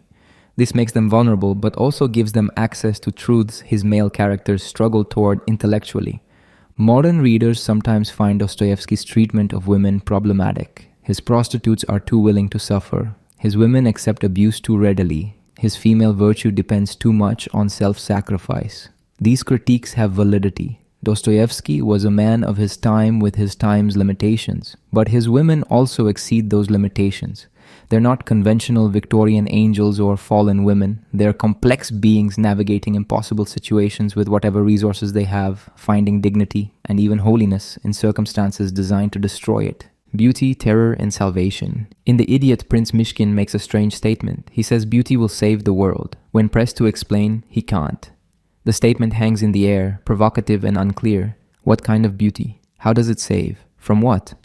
Dostoevsky never provides direct answers, but the question haunts his work. Beauty appears constantly in his novels, but it's never simple or safe. It's simultaneously redemptive and destructive, divine and demonic.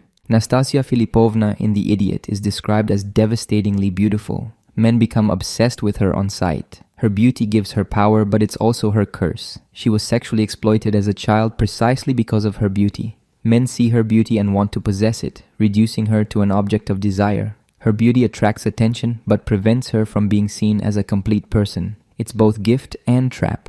Mishkin sees something different in her beauty. He sees her suffering visible in her face. Her beauty isn't separate from her pain. It's transfigured by it. She's beautiful, not despite her anguish, but somehow through it. This is the kind of beauty that might save not physical attractiveness that inspires lust, but something more disturbing. Beauty that makes visible the totality of human experience, including its worst aspects.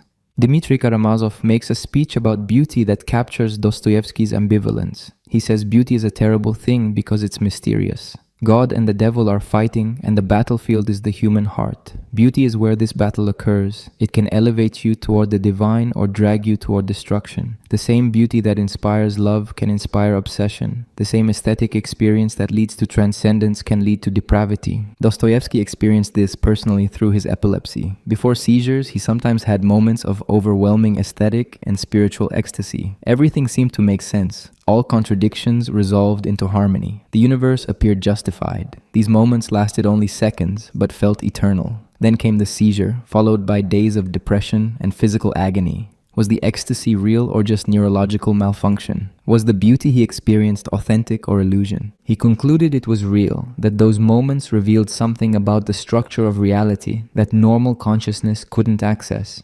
But he also knew they came at tremendous cost. Beauty and terror were intertwined. You couldn't have one without the other. The ecstatic vision required passing through seizure. The transcendent moment was purchased with suffering. This becomes a model for understanding beauty more generally. Genuine beauty, beauty that might actually save, isn't comfortable or pretty. It's disturbing. It confronts you with the totality of existence, including aspects you'd prefer to ignore. It doesn't offer escape from suffering, but rather shows suffering transfigured, made meaningful without being eliminated. The orthodox tradition Dostoevsky engaged with has a concept relevant here, the icon. An icon isn't representational art. It's not trying to create an illusion of reality. It's trying to make visible spiritual reality through material form. The beauty of an icon isn't natural beauty. It's stylized, flattened, deliberately unrealistic. But through this unnatural representation, something transcendent becomes accessible.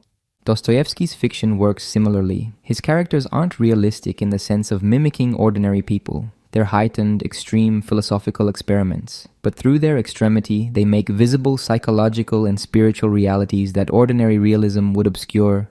The beauty of his fiction isn't elegance or polish. It's often messy, repetitive, excessive, but it has the disturbing beauty of icons, making visible what's usually invisible. Alyosha has a mystical experience in the brothers Karamazov that illustrates this. After Father Zosima's death, Alyosha is distraught. He falls asleep and dreams of the wedding at Cana, where Christ performed his first miracle, turning water into wine. In the dream, Zosima is present, joyful, inviting Alyosha to join the feast.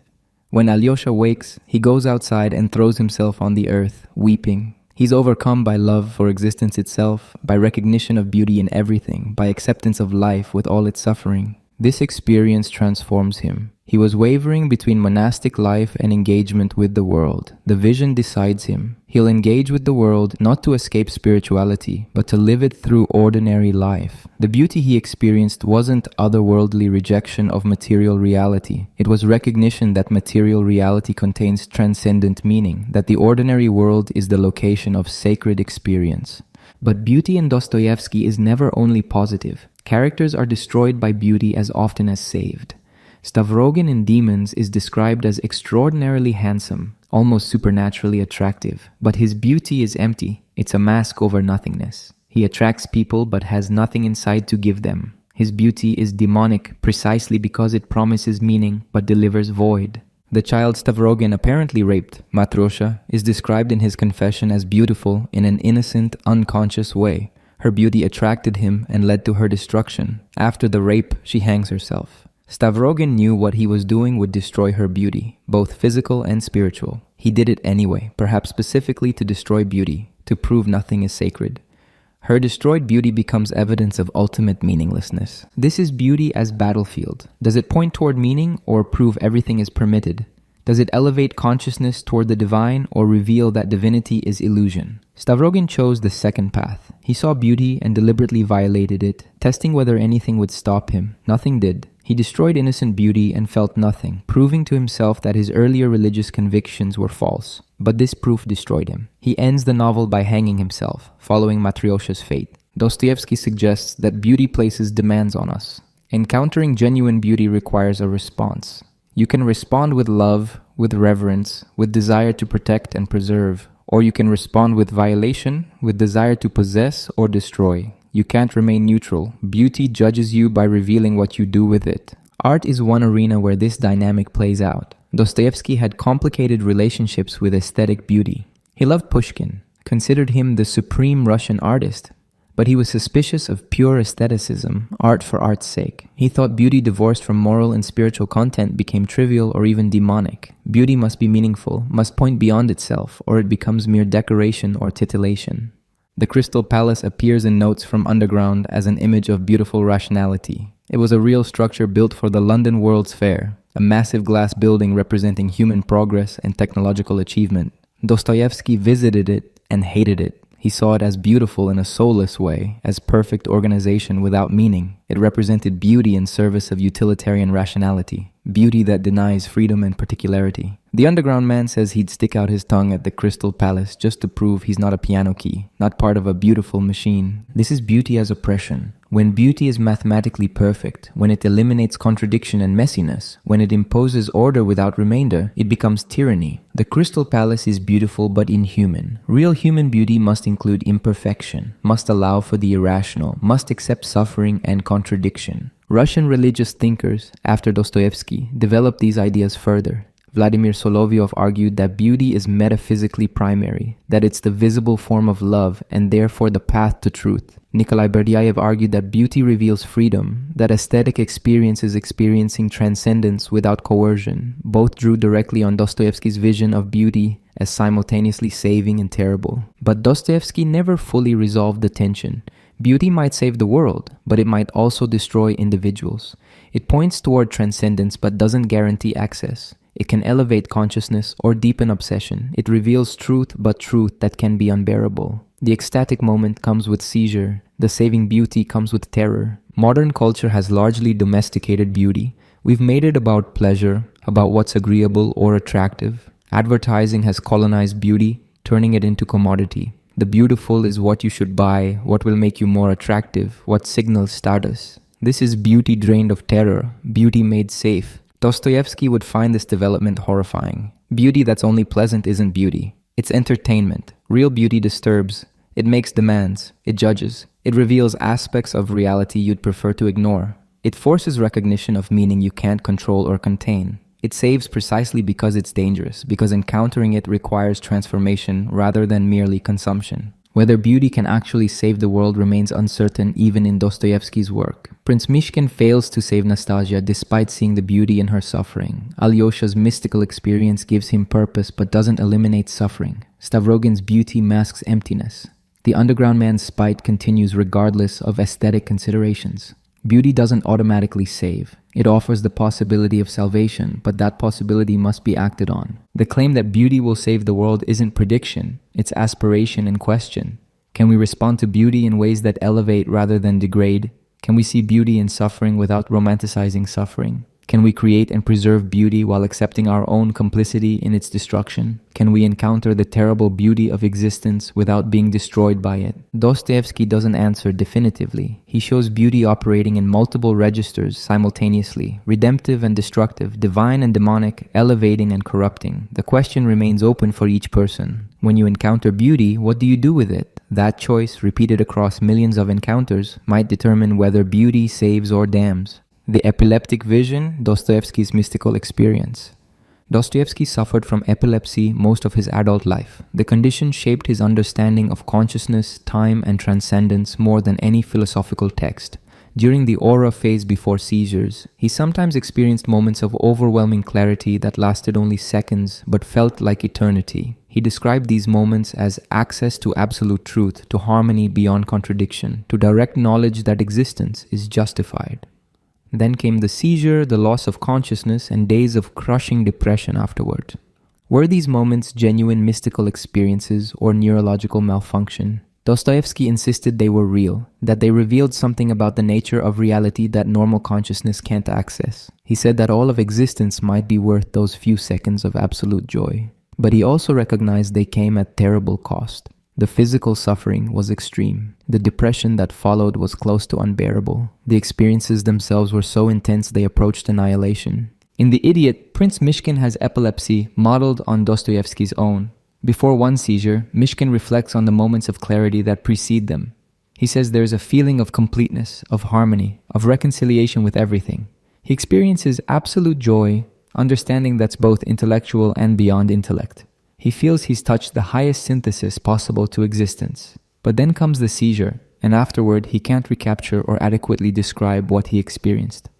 Mishkin wonders whether these moments are worth the price. He concludes they are, even knowing they're connected to disease. He says he'd give years of normal life for those seconds of transcendent consciousness. This disturbed Dostoevsky's contemporaries. It seemed to valorize illness, to suggest that sickness could be superior to health. But Dostoevsky wasn't romanticizing epilepsy. He was insisting that the experiences, whatever their cause, revealed something real. What exactly did these experiences show? Dostoevsky described them as resolution of all contradictions. Normal consciousness is divided. We experience tension between competing desires, conflicting beliefs, incompatible perspectives. We're pulled in multiple directions simultaneously. But in the epileptic aura, these tensions dissolve. Everything makes sense at once. Contradictions aren't resolved through logic, but through direct perception of a higher unity where opposites coexist without conflict. This resembles mystical experiences described across religious traditions, the sense of unity with all existence, the feeling that ordinary reality is illusion covering a deeper truth, the conviction that suffering is somehow justified or transfigured when seen from the right perspective, the experience of timelessness, of eternity accessible within a moment, the overwhelming joy that accompanies this recognition.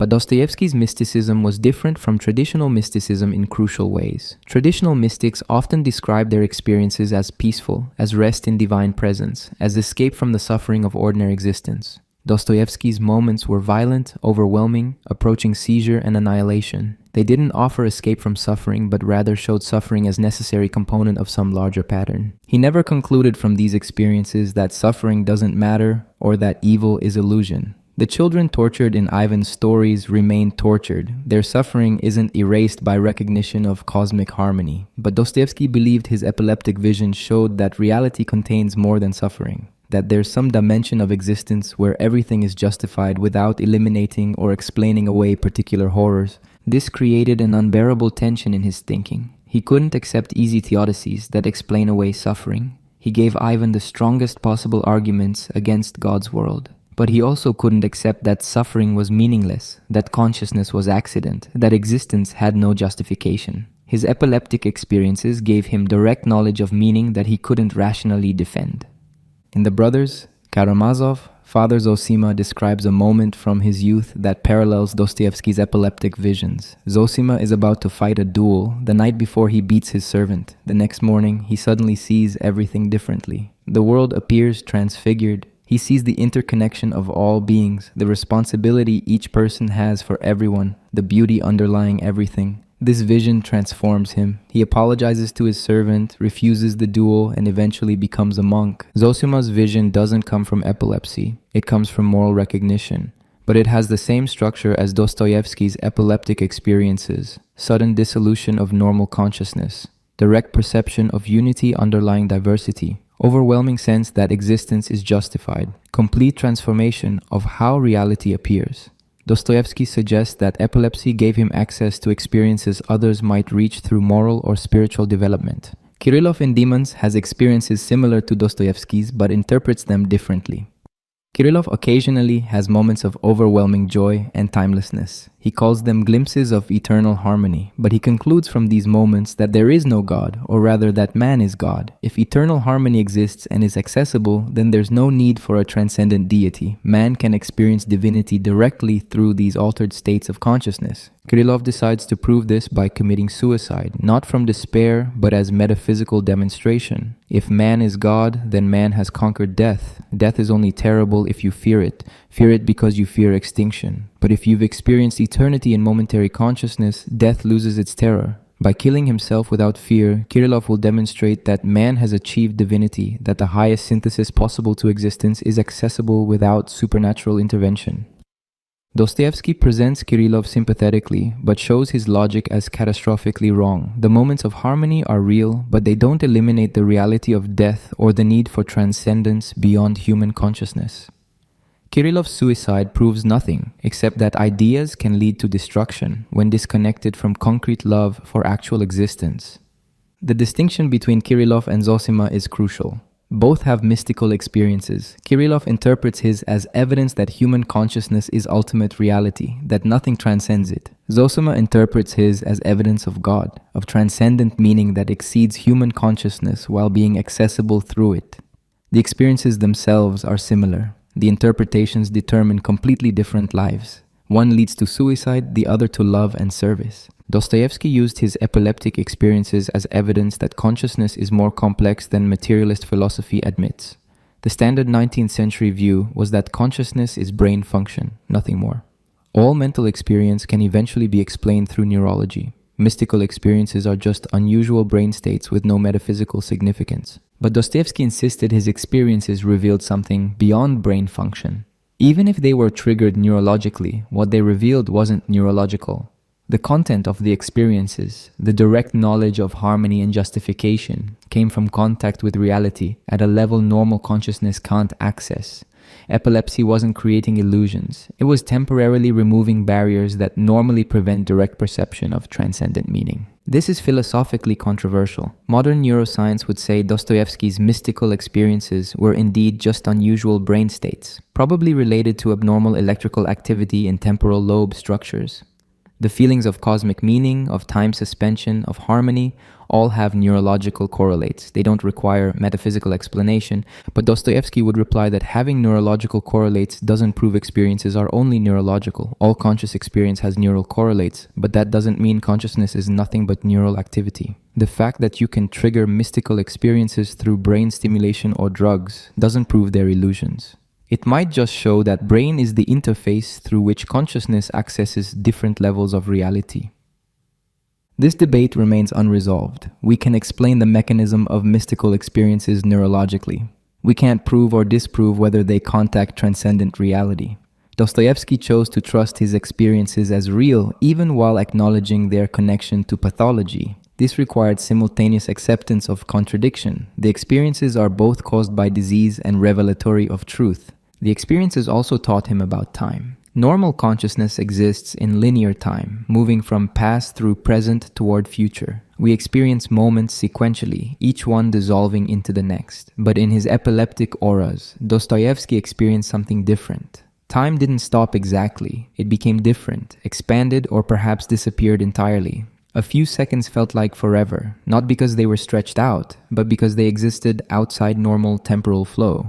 This gave him insight into eternity. Eternity isn't infinite time, endless duration. It's somehow perpendicular to time, a different dimension of existence altogether. You can access it within a moment, because it's not located in time's flow.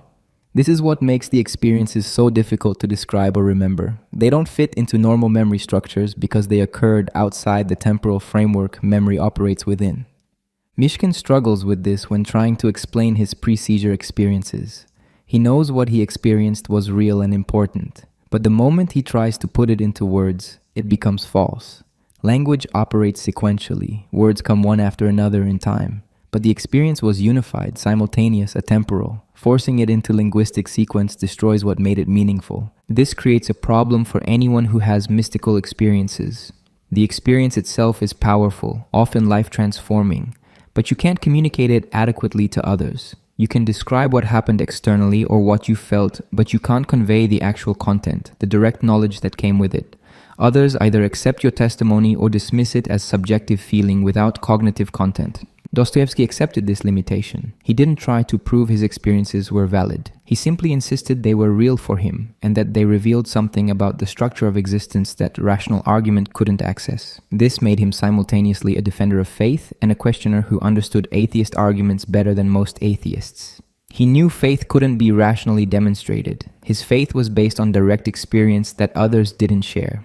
The epileptic experiences also showed him the limits of consciousness.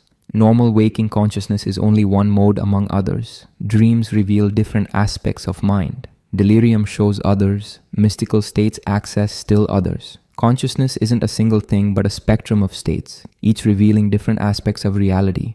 Normal consciousness is useful for survival, but it's not necessarily the most truthful or complete. This anticipates later developments in psychology and philosophy. William James wrote about varieties of religious experience, arguing that mystical states are legitimate forms of knowledge. Aldous Huxley explored consciousness alteration through mescaline and concluded normal consciousness is reductive, filtering out most of reality to help us function. Stanislav Grof mapped non-ordinary states of consciousness and found consistent patterns across cultures, suggesting they access real transpersonal dimensions. But Dostoevsky's mysticism never became comfortable or systematic. He couldn't build a coherent philosophy from it. The experiences were too intense, too brief, too costly. They didn't provide answers to Ivan's questions about suffering. They didn't resolve the problem of evil. They simply showed that reality contained more than rational consciousness could grasp, that meaning existed even where it couldn't be demonstrated. His last novel, The Brothers Karamazov, tries to hold both perspectives simultaneously. Ivan's arguments against God remain unanswered rationally. The torture of children can be justified, but Alyosha's experience of cosmic love, Zosima's vision of universal interconnection, the possibility of redemption through suffering, all point toward meaning that transcends argument. The novel doesn't resolve these tensions. It shows them as constitutive of human existence. Dostoevsky died before completing a planned sequel to The Brothers Karamazov. He intended to show Alyosha's development over many years, how he would carry Zosima's teaching into the world. But perhaps it's fitting the novel ends where it does, with tensions unresolved, with questions remaining open, with characters facing futures that could go multiple directions. This was Dostoevsky's condition, torn between direct experience of transcendent meaning and honest recognition of suffering that seems to contradict that meaning. His epilepsy gave him access to moments of absolute certainty. His moral sensitivity made those moments insufficient. He lived in the gap, creating characters who struggle with the same contradictions, never finding easy resolution, but also never abandoning the struggle. The epileptic visions taught him that consciousness reaches further than rationality admits. They didn't prove God exists or that suffering is justified. They simply showed that reality is stranger, deeper, more meaningful than materialist philosophy suggests. Whether that's enough to justify existence, whether beauty can save the world, whether love triumphs over suffering remains questions each person must answer. Dostoevsky provided no final answers. He simply showed the questions in their full difficulty, refusing both easy faith and easy nihilism. Beyond reason, why logic can't capture human nature? The Enlightenment promised that reason could solve humanity's problems. Applied systematically, rational thinking would eliminate superstition, optimize social organization, and create conditions for universal happiness. Dostoevsky witnessed Russian intellectuals absorbing these ideas and becoming convinced that human nature itself could be perfected through proper application of reason. He found this belief not just wrong, but dangerous. In Notes from Underground, the underground man attacks rationalism at its foundation. He presents a thought experiment. Imagine scientists completely figure out human psychology. They discover all the laws governing human behavior. They can predict exactly what anyone will do in any situation. They create a perfect table of human nature, a complete formula.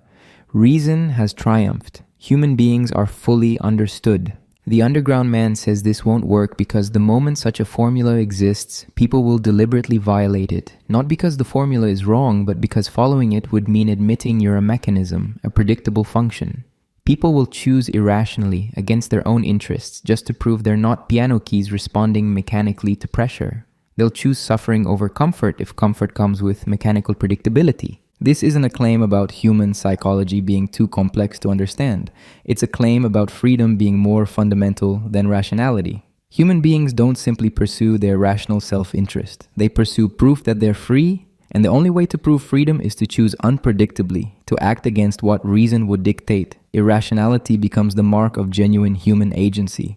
Dostoevsky had personal experience with this. He gambled compulsively at roulette despite knowing the odds guaranteed eventual loss. He understood probability. He recognized his pattern. Yet he continued gambling, losing money he needed, causing suffering to himself and his family. Why? Not from ignorance of mathematics. Gambling was a way to assert freedom, to refuse the mechanical predictability of reason. Each spin of the wheel could go either way. Winning or losing both confirmed that he was free, not following a script. This made him understand something about human irrationality that rational psychology couldn't explain. We sabotage ourselves not despite knowing better, but partly because we know better. The knowledge that we should act rationally creates pressure to act irrationally as proof we're not completely determined by reason. Self-destructive behavior isn't always failure of rationality. Sometimes it's revolt against rationality's claims. Raskolnikov in Crime and Punishment exemplifies this. He creates a rational theory justifying murder. The logic seems sound given his premises, but after he kills, he immediately falls apart. His rational mind says he should feel nothing, should enjoy the benefits of his crime. Instead, guilt overwhelms him despite contradicting his theory. His psychology refuses to follow logical predictions. This isn't because Raskolnikov's theory was poorly constructed, it's because human beings can't actually live as pure rational calculators. We have moral intuitions that operate independently of reasoning. We can argue ourselves into positions intellectually while remaining unable to inhabit those positions psychologically. Reason operates in one domain. Actual human experience operates in another. They influence each other, but neither reduces to the other. Dostoevsky saw Russian socialists making this mistake systematically. They developed elaborate rational plans for reorganizing society. They calculated how to maximize happiness, minimize suffering, distribute resources efficiently. Their theories were sophisticated and logically coherent, but they treated human beings as raw material to be optimized, as functions in equations rather than as conscious agents with their own irrational commitments.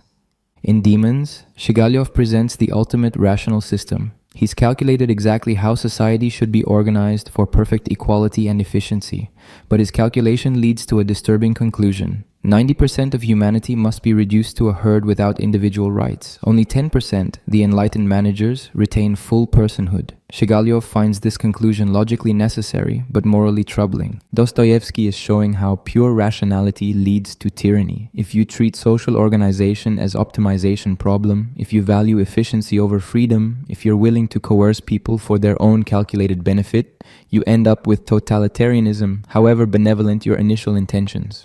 Reason disconnected from recognition of human particularity becomes monstrous. The Grand Inquisitor makes the same point from a different angle. He's applied reason to the problem of human happiness. Reason shows that people can't handle freedom. They want security, certainty, authority. Therefore, the rational solution is to take freedom away and provide what they actually want rather than what they claim to want. The Inquisitor's logic is impeccable. His conclusion is horrifying. Christ's response is silence followed by a kiss, not a rational argument, not a refutation of the Inquisitor's logic, a gesture beyond logic, affirming something that can't be captured in rational calculation. Love, freedom, human dignity. These aren't conclusions of arguments. They're commitments that precede argument, that make certain arguments possible and rule others out, regardless of their logical validity. Dostoevsky believed rationality had proper scope. It works brilliantly within limited domains. Mathematics, science, engineering all demonstrate reason's power. But applied to questions of meaning, value, how to live, rationality becomes inadequate or actively harmful. These questions involve irreducibly subjective dimensions that can't be captured in objective calculations. Take love. You can rationally analyze whether a relationship is beneficial. Does this person make you happy? Do you share values? Are you compatible? But love itself isn't a conclusion from these calculations. It's something that happens to you, that you discover rather than decide. You can reason about whether to act on love, but the love itself isn't a product of reasoning. Or take suffering. You can rationally calculate that certain medical procedures will cause suffering, but lead to better outcomes. But the actual experience of suffering can't be captured in calculations about long-term benefit. The person undergoing suffering lives in the moment of pain, not in the calculated future benefit. Reason can justify suffering from outside. It can't make suffering bearable from inside. Dostoevsky's characters often recognize this gap. They understand rationally what they should do but can't make themselves do it. Or they act on impulses they can't rationally justify but that feel more true than any reasoning.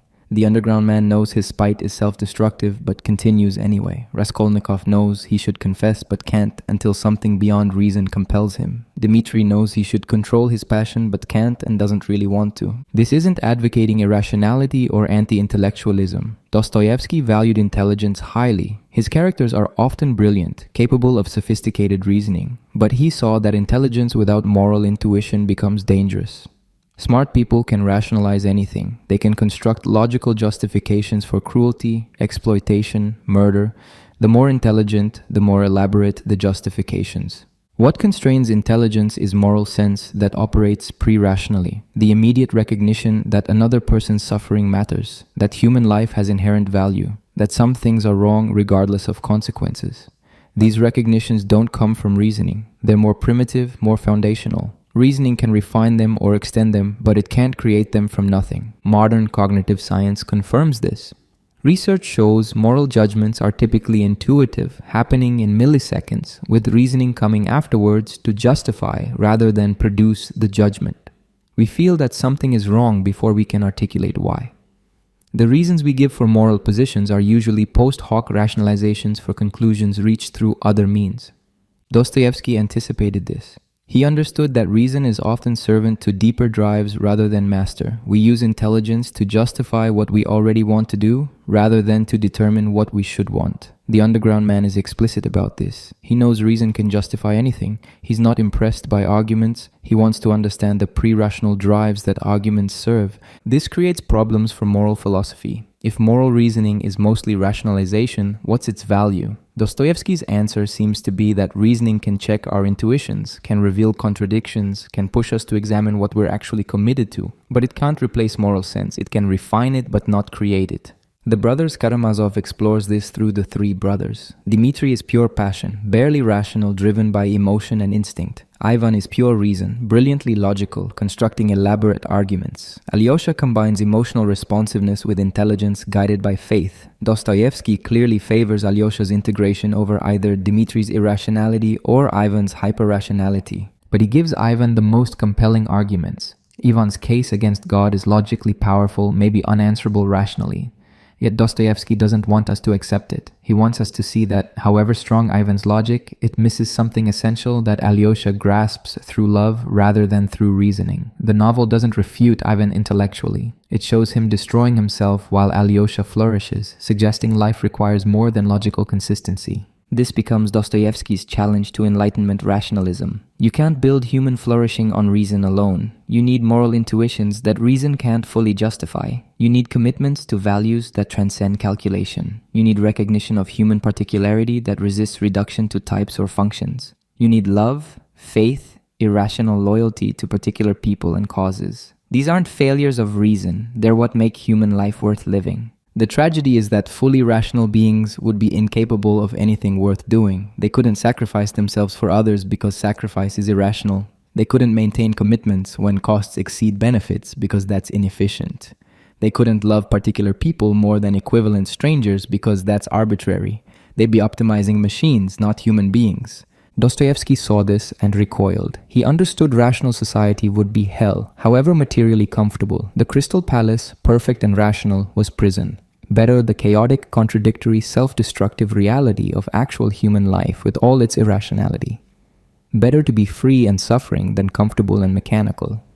This doesn't resolve into clear prescription. We need reason for countless purposes. We shouldn't simply embrace irrationality or celebrate self-destruction. But we also shouldn't let reason colonize domains where it becomes tyrannical. The challenge is holding both, using reason where it's useful while recognizing what it can't capture. Valuing logic while knowing life requires more than logic. Being as smart as possible while staying connected to pre-rational sources of meaning that intelligence alone can't provide. Dostoevsky never worked this out systematically. His own life embodied the contradiction. He was brilliantly intelligent yet compulsive. Morally serious, yet personally difficult, deeply religious, yet honest about doubt. He lived the tension between reason and unreason without resolving it, showing through fiction what philosophy couldn't adequately articulate, that human beings are irreducibly complex, that we can't be captured in formulas, that any system claiming to completely explain us will miss what matters most. The Gambler's Philosophy, Risk, Chaos, and Control. Dostoevsky wrote The Gambler in 26 days while fleeing creditors across Europe. He needed money desperately and had promised his publisher a novel by a specific deadline or lose rights to all his work. He dictated the entire novel to a stenographer, Anna Snitkina, who would become his second wife. The novel is partly autobiographical, based on his own compulsive gambling at roulette tables in German spot towns. The protagonist, Alexei Ivanovich, is a tutor in the household of a Russian general living abroad. He's educated, intelligent, self-aware. He knows gambling is irrational. He understands probability. He recognizes the casino always wins eventually. Yet he becomes completely consumed by roulette, losing everything repeatedly, unable to stop despite knowing better. Why? The novel explores this question without providing simple answers. On the surface, Alexei gambles to win money so he can marry Polina, the general's stepdaughter. But this explanation is inadequate. When he does win enormous sums, he doesn't use the money for anything constructive. He throws it away on strangers, gives it to Polina who rejects it, gambles it away immediately. The money itself isn't the goal. Dostoevsky understood this from his own experience. He gambled for 20 years, from 1862 until his second wife finally helped him stop in 1871. He lost catastrophic amounts. He pawned everything he owned, begged friends for loans, borrowed from anyone who would lend. He gambled away money meant for food, for rent, for his sick stepson's medicine. He knew he had a problem. He promised repeatedly to stop. Then he'd find himself at the roulette table again. What drove this? The novel suggests several overlapping motivations. First, gambling creates intensity. The moment the wheel spins before it stops contains absolute possibility. You could win everything or lose everything. Time suspends. Nothing matters except the wheel. This intensity feels more real than ordinary life, which seems dull and predetermined by comparison. Alexei describes the sensation of placing a bet. His heart pounds, his hands shake, all consciousness narrows to the wheel. When he wins, he experiences euphoria unlike anything else. When he loses, he feels despair that's also strangely satisfying. Either outcome is preferable to the numbness of not gambling. The gambling state itself, suspended between winning and losing, becomes addictive. Second, gambling offers illusion of control in circumstances where you're actually powerless. Alexei is a hired tutor, dependent on others for survival, with no real autonomy.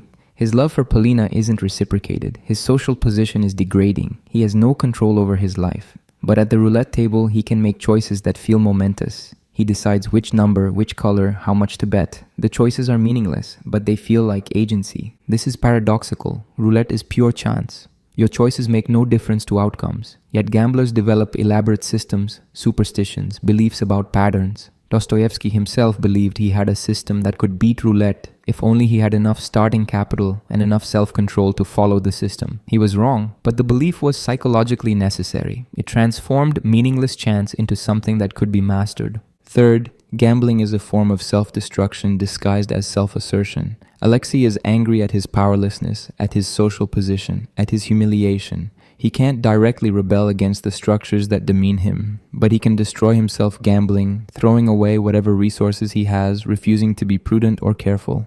This self-destruction feels like freedom. It's saying he doesn't care about the rules, about consequences, about rational self-interest. The underground man has the same impulse. When you're powerless, destroying yourself is the only form of power available. It proves you're not simply accepting circumstances. You're choosing, even if you're choosing badly. Gambling becomes a way to assert that you're not reducible to rational calculation, that you won't simply optimize for material benefit, that you remain free even if freedom manifests as self-harm. Fourth, gambling provides escape from consciousness. Dostoevsky's characters are cursed with hyper-awareness. They think constantly, analyze everything, can't simply act. This consciousness is exhausting. Gambling offers temporary relief. When the wheel is spinning, there's no room for reflection. You're absorbed completely in the moment. The endless self-examination stops. You become purely present. This is similar to what Dostoevsky experienced in his epileptic auras, but accessible without seizure.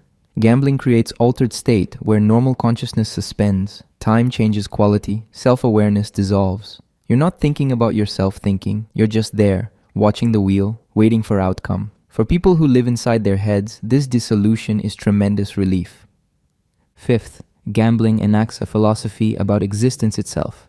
Life is ultimately unpredictable. You can plan, calculate, behave rationally, but chance intervenes constantly. Illness, accident, other people's choices, historical events, all impose randomness that no amount of prudence eliminates. Gambling is honest about this. It doesn't pretend life is controllable. It embraces chaos as fundamental reality. Alexei at one point says that at least when gambling, he knows he's playing with chance. In ordinary life, people pretend they're in control while actually being subject to forces they don't understand. The honest person recognizes life as a gamble and treats it accordingly. This isn't quite Dostoevsky's own view, but it's a view he understood and took seriously.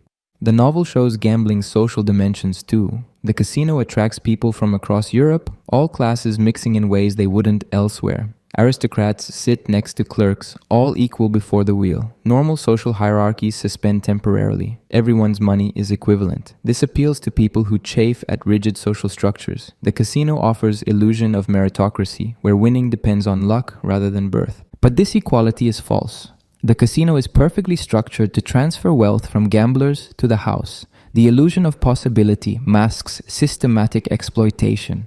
People come believing they might win, but leave having lost. The house doesn't gamble. It provides opportunity for others to gamble while extracting profit from their participation. The apparent chaos serves hidden order. Dostoevsky saw parallels to capitalism generally. It promises opportunity for everyone while systematically enriching those who control the structures. It celebrates individual freedom while creating conditions where most people lose. It looks like meritocracy, but functions as exploitation. The casino is capitalism in concentrated, honest form, showing what normally remains hidden behind rhetoric about hard work and fair competition. Polina, the woman Alexei loves, has her own relationship with risk. She's financially dependent, unable to control her circumstances.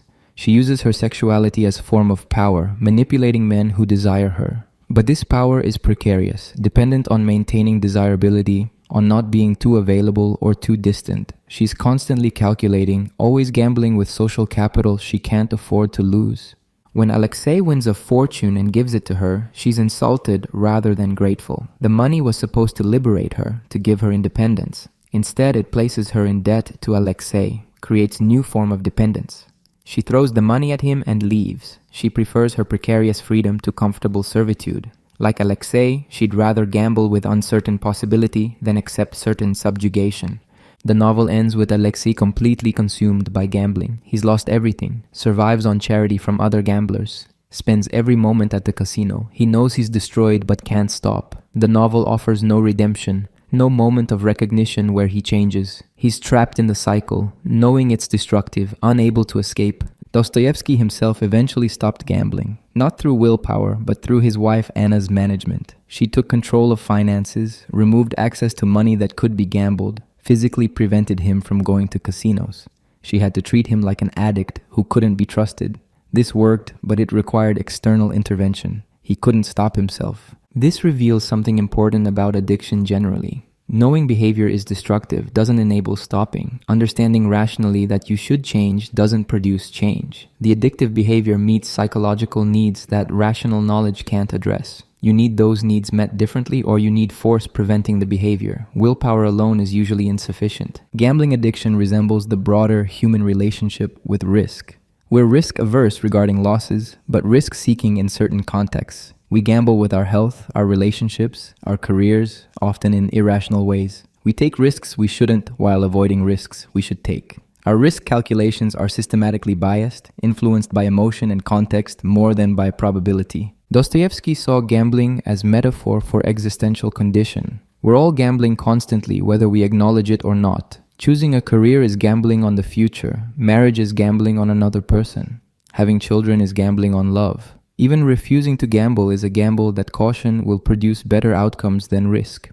There's no escape from uncertainty, only choice about whether to acknowledge it honestly. The question becomes how to gamble well. Pure recklessness leads to destruction. Pure caution leads to stagnation. You need to take risks, but not suicidal risks. You need to acknowledge uncertainty without being paralyzed by it. You need to accept that you can't control outcomes while still making choices that influence probability. This balance is difficult, maybe impossible to achieve through pure reason. Faith is one response. You take the existential gamble that existence has meaning, that love is worth risking, that commitment can endure uncertainty. You can't prove these beliefs, but you gamble on them anyway. This isn't irrational if the alternative, not gambling, not committing, not loving, is worse than the risk of being wrong. Dostoevsky himself made this gamble. After years of doubt, suffering, intellectual questioning, he committed to Orthodox Christianity. He couldn't prove God exists. His epileptic visions suggested transcendent meaning, but didn't constitute proof. But he gambled that faith was better than nihilism, that living as if meaning exists produces better outcomes than living as if it doesn't. He was placing a bet without certain knowledge of the outcome. The difference between this existential gambling and compulsive gambling at roulette is what you're gambling for. Roulette gambling is ultimately for nothing, or for the gambling itself, for intensity without purpose. Existential gambling is for love, meaning, connection, values that transcend individual benefit. The first destroys, the second might save, though success isn't guaranteed. Alexei never makes this distinction. He gambles compulsively, but not for anything beyond the gambling. He's addicted to chaos rather than using risk in service of purpose. This is his tragedy. He understands that life requires embracing uncertainty, but mistakes self-destruction for freedom. He's honest about chance, but can't move from honesty to wisdom. Dostoevsky left this problem unresolved in The Gambler. Unlike Crime and Punishment, where Raskolnikov finds redemption, or The Brothers Karamazov, where Alyosha discovers purpose, The Gambler ends with its protagonist lost. Perhaps this reflects Dostoevsky's own state when writing it, fleeing creditors, gambling away everything, not yet having met the woman who would help him stop. The novel is a document of addiction without cure, of recognizing the problem while being unable to solve it. But it's also honest about human relationship with risk and control. We want certainty but live in uncertainty. We crave control but face chaos. We need predictability but are drawn to randomness. Gambling makes these contradictions explicit rather than hiding them behind illusions of security.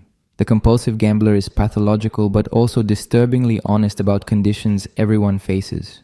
We're all placing bets constantly. The question is whether we're gambling on something worth winning or just addicted to the game itself.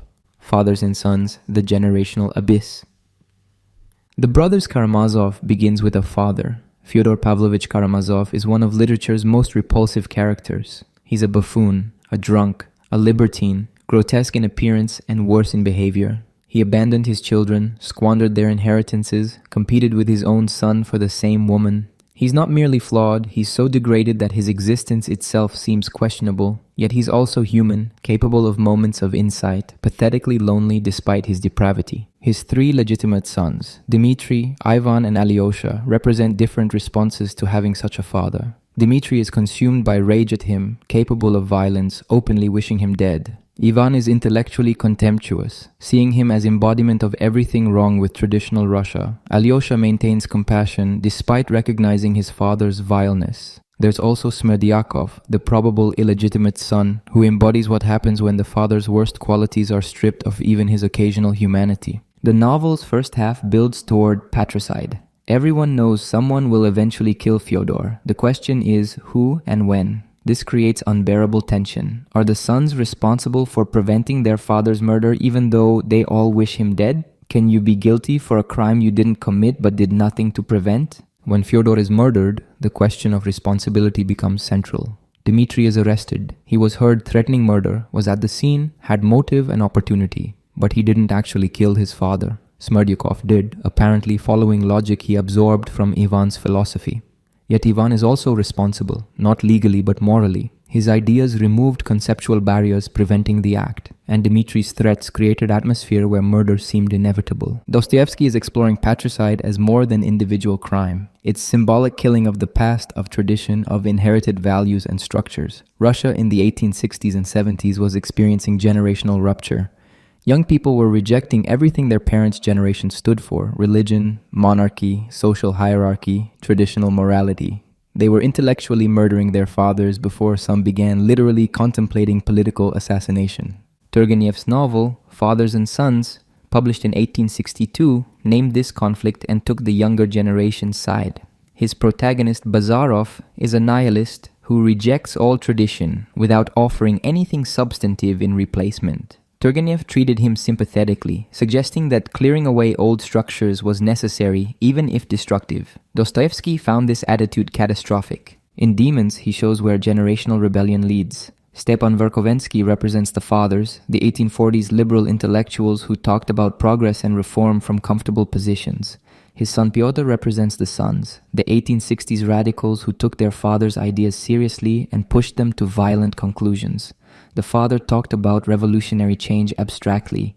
The son implements it through murder and chaos. The father is horrified by what his ideas produced but can't disown them without disowning himself. This pattern repeats throughout Dostoevsky's work. The fathers create intellectual conditions through their idealism, skepticism, or merely their failures. The sons inherit these conditions and radicalize them. What the fathers held as theoretical positions, the sons enact practically. The fathers can plausibly claim they never intended these outcomes. The sons can justly claim they are following the father's logic to its natural conclusion. Fyodor Karamazov creates his sons' problems through absence more than through presence. He abandoned them young, gave them no guidance, provided no model of decent manhood. They had to construct themselves without paternal influence. This freedom is also curse. They have no foundation, no inherited wisdom, no tradition connecting them to anything beyond themselves. They're free to become anything, which means they have no clear path to becoming anything specific. Dmitri is pure instinct, driven by passion without discipline. He's generous and violent, loving and destructive, honest and irresponsible. He's capable of tremendous feeling but incapable of organizing those feelings into sustainable life. He lurches from crisis to crisis, always sincere, never stable. He's what you get when someone has emotional intensity without paternal structure to channel it. Ivan is pure intellect, driven by logic without grounding. He constructs elaborate philosophical systems, argues brilliantly, sees through conventional pieties. But his intelligence is disconnected from life. He can't love, can't commit, can't accept ambiguity. He needs everything to make rational sense, and when it doesn't, he breaks down. He's what you get when someone has analytical power without paternal transmission of pre-rational values that make analysis serve life rather than destroy it. Alyosha is the son who finds a substitute father in Zosima. This is crucial. He doesn't reject paternal authority, he finds better version of it. Zosima provides what Fyodor couldn't: example of mature masculine spiritual authority, guidance based on love rather than exploitation, transmission of tradition that enlarges rather than constrains.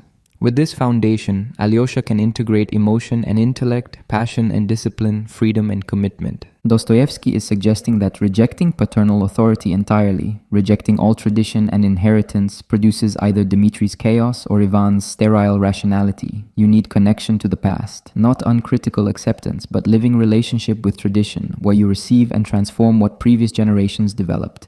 Cutting that connection leaves you groundless, forced to construct everything from nothing, which is impossible burden. But what if the fathers are like Fyodor, so degraded they offer nothing worth inheriting? This is the problem. You can't simply tell the sons to honor fathers who don't deserve honor. You can't demand respect for tradition that's proven itself bankrupt. The younger generation's rejection of the older has legitimate grounds. The fathers failed. The question is what comes after rejection. Turgenev suggested clearing away everything and starting fresh. Dostoevsky argued this produces nihilism, then tyranny. You can't build from nothing. Human beings need connection to something beyond themselves, some tradition or community or transcendent value. Cutting all connections might feel liberating initially, but eventually becomes unbearable. People will accept any authority rather than remain in void. This is how revolutionary rejection of tradition leads to totalitarian imposition of new tradition more oppressive than what was rejected.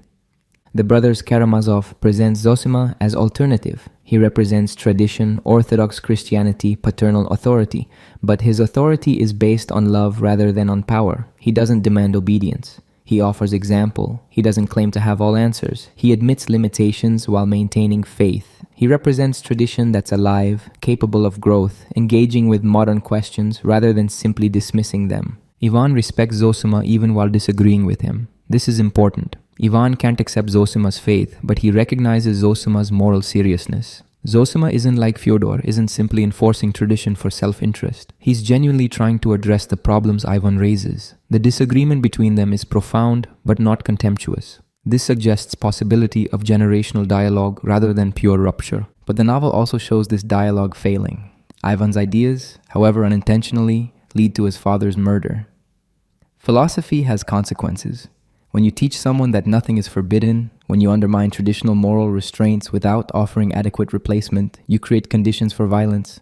Ivan didn't want his father murdered, but his thinking made the murder possible. The younger generation's rejection of inherited morality has real costs, not just theoretical ones. Smerdyakov embodies those costs most completely. He's the son who absorbs his father's worst qualities while lacking any compensating virtues. He's cunning without intelligence, ambitious without ability, cruel without passion.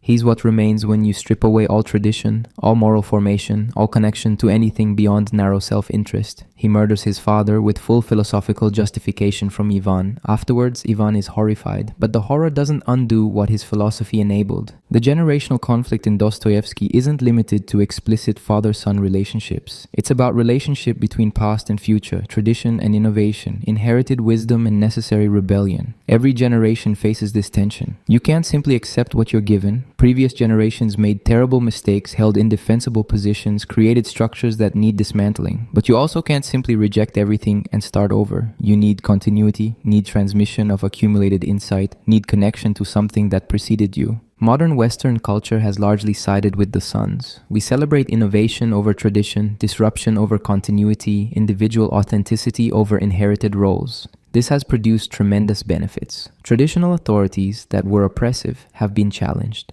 Hierarchies that were unjust have been questioned. People previously excluded have gained recognition. But it's also produced the problems Dostoevsky predicted: groundlessness, absence of shared values, difficulty sustaining institutions across generations, inability to commit to anything beyond individual preference, sense that everything is arbitrary, that there's no objective truth or morality, that power is all that matters. These are logical conclusions of completely rejecting paternal authority, of insisting each generation create itself from nothing. Dostoevsky doesn't offer simple solution. Fyodor deserves no honor. Traditional Russian society of his time was indeed corrupt. The fathers often were contemptible, but killing them, literally or symbolically, creates new problems. The sons need to find a way to honor what's valuable in tradition while rejecting what's corrupt, to maintain continuity while enabling necessary change, to have fathers worth respecting, or to become such fathers for next generation. Alyosha represents this possibility. He honors Zosima while not becoming mere copy. He receives tradition but transforms it through engagement with modern problems. He has paternal authority without authoritarianism, connection to past without being trapped by it. He's what reconciliation between generations might look like. Not rejection, not uncritical acceptance, but active transformation of inheritance. But the novel doesn't guarantee this will work. Alyosha is young, largely untested. His future is uncertain. Dostoevsky planned a sequel showing Alyosha's development over decades, but died before writing it. We don't know if Alyosha would maintain his balance or collapse like Ivan, become dissolute like Dmitri, or find some path forward. The question remains open. What's clear is that the generational rupture is catastrophic. When fathers and sons become complete strangers, when no values pass from one generation to next, when each person must construct their entire worldview from nothing, society fragments.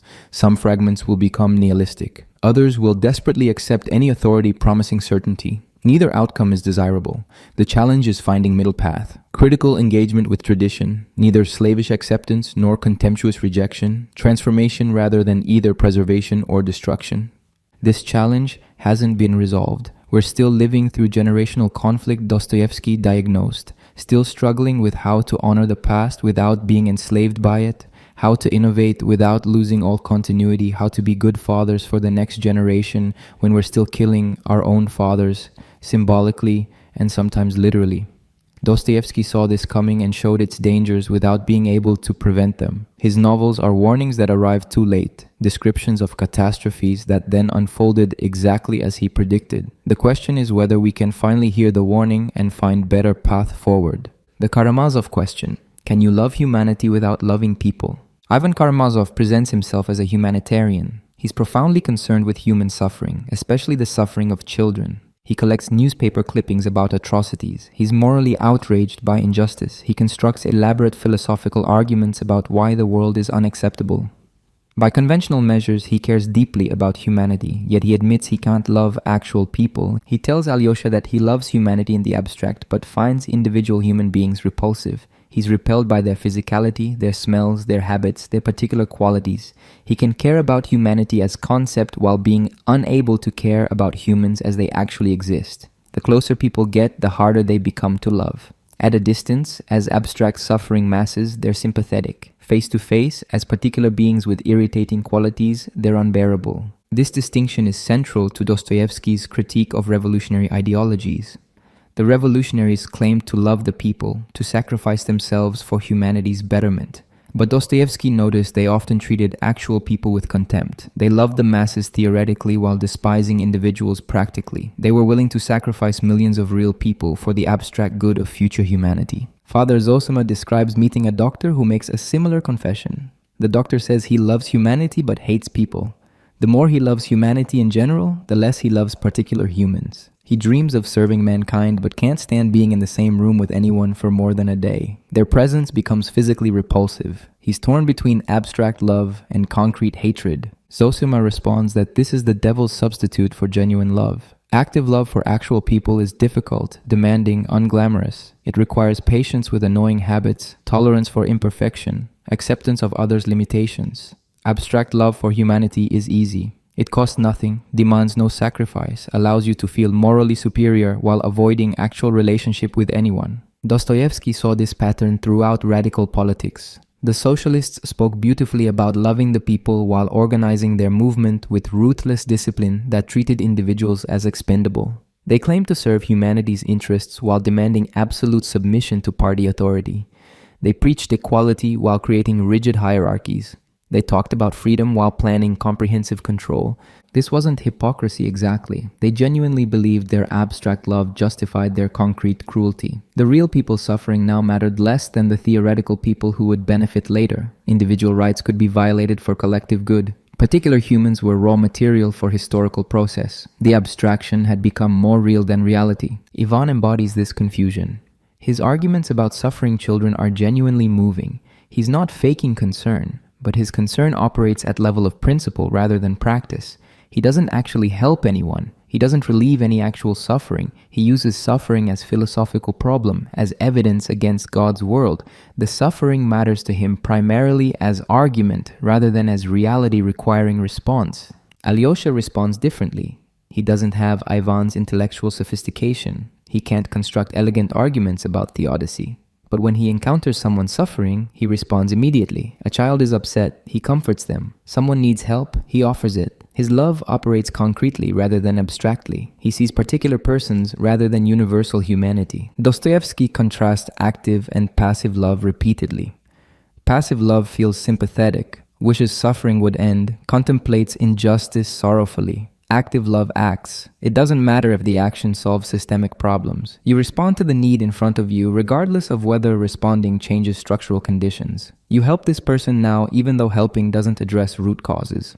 Zosima tells a wealthy woman who comes to him seeking spiritual advice that active love is labor and fortitude. She wants to love humanity, to sacrifice herself for others, to be recognized as noble. Zosima warns this is fantasy. Actual love means responding to ungrateful people who don't appreciate your help, continuing to help when no one notices or thanks you, accepting that most of what you do seems to accomplish nothing. The woman is disappointed. She wanted confirmation that her feelings of love were sufficient. Zosima tells her feelings mean nothing. Only actions matter, and actions are unglamorous, frustrating, endless. She probably won't maintain active love because it's too difficult. Most people retreat into abstract love, which is comfortable and requires no real engagement. This becomes Dostoevsky's challenge to himself as much as to his readers. He was an intellectual, most comfortable with ideas and arguments. He could write about suffering brilliantly, but did he love actual people? His personal relationships were often difficult. He was demanding with his wives, impatient with people who disappointed him, capable of cruelty towards those closest to him. He recognized his abstract love exceeded his concrete love. The Brothers Karamazov is partly his attempt to work through this problem. Can someone who loves humanity abstractly learn to love people concretely? Can Ivan transform into Alyosha? The novel suggests it's difficult, maybe impossible without fundamental transformation. Ivan's intelligence itself becomes barrier. He sees through everything, recognizes all complications, can't simply respond without analyzing. His consciousness prevents immediate engagement that active love requires. There's also the problem of projection. When you love humanity abstractly, you're actually loving your idea of humanity. You love what people should be according to your values. But actual people rarely match these projections. They have qualities you don't approve of. They make choices you consider wrong. They fail to appreciate your attempts to help them. The gap between ideal humanity and actual humans creates resentment. Revolutionary ideologies handle this gap by deciding to reshape humans to match the ideal. If people don't conform to the theory, change the people. Re-educate them, restructure their circumstances. Eliminate those who resist. The theory becomes more important than the humans it was supposedly designed to serve. This is where abstract love leads, to mass engineering projects treating people as defective products requiring correction. Dostoevsky saw this happening in his lifetime and predicted it would get worse. The 20th century proved him right on catastrophic scale. The ideologies that most loudly proclaimed love for humanity, communism, fascism, produced the most systematic dehumanization. They killed tens of millions while claiming to serve the people. The abstraction justified any concrete atrocity. But Dostoevsky also recognized the difficulty of concrete love. It's genuinely hard. People are irritating, they disappoint, they're ungrateful, they have needs you can't meet. Loving them actively, responding to their actual needs rather than your idea of their needs, accepting them as they are rather than as you think they should be, requires constant effort that produces little visible result. Sonia demonstrates this kind of love. She doesn't have theories about social justice. She responds to immediate needs of her family. She accepts her degraded position without resentment. She helps Raskolnikov not because she approves of him or thinks he'll change, but because he's suffering and she can't ignore suffering in front of her. Her love is particular, immediate, practical. This is what distinguishes genuine love from its abstractions. Genuine love engages with this specific person with all their flaws and irritating qualities. Abstract love remains safely distant, dealing with categories rather than individuals. Genuine love involves bodily presence, inconvenience, sacrifice that goes unnoticed. Abstract love involves feelings and principles that cost nothing.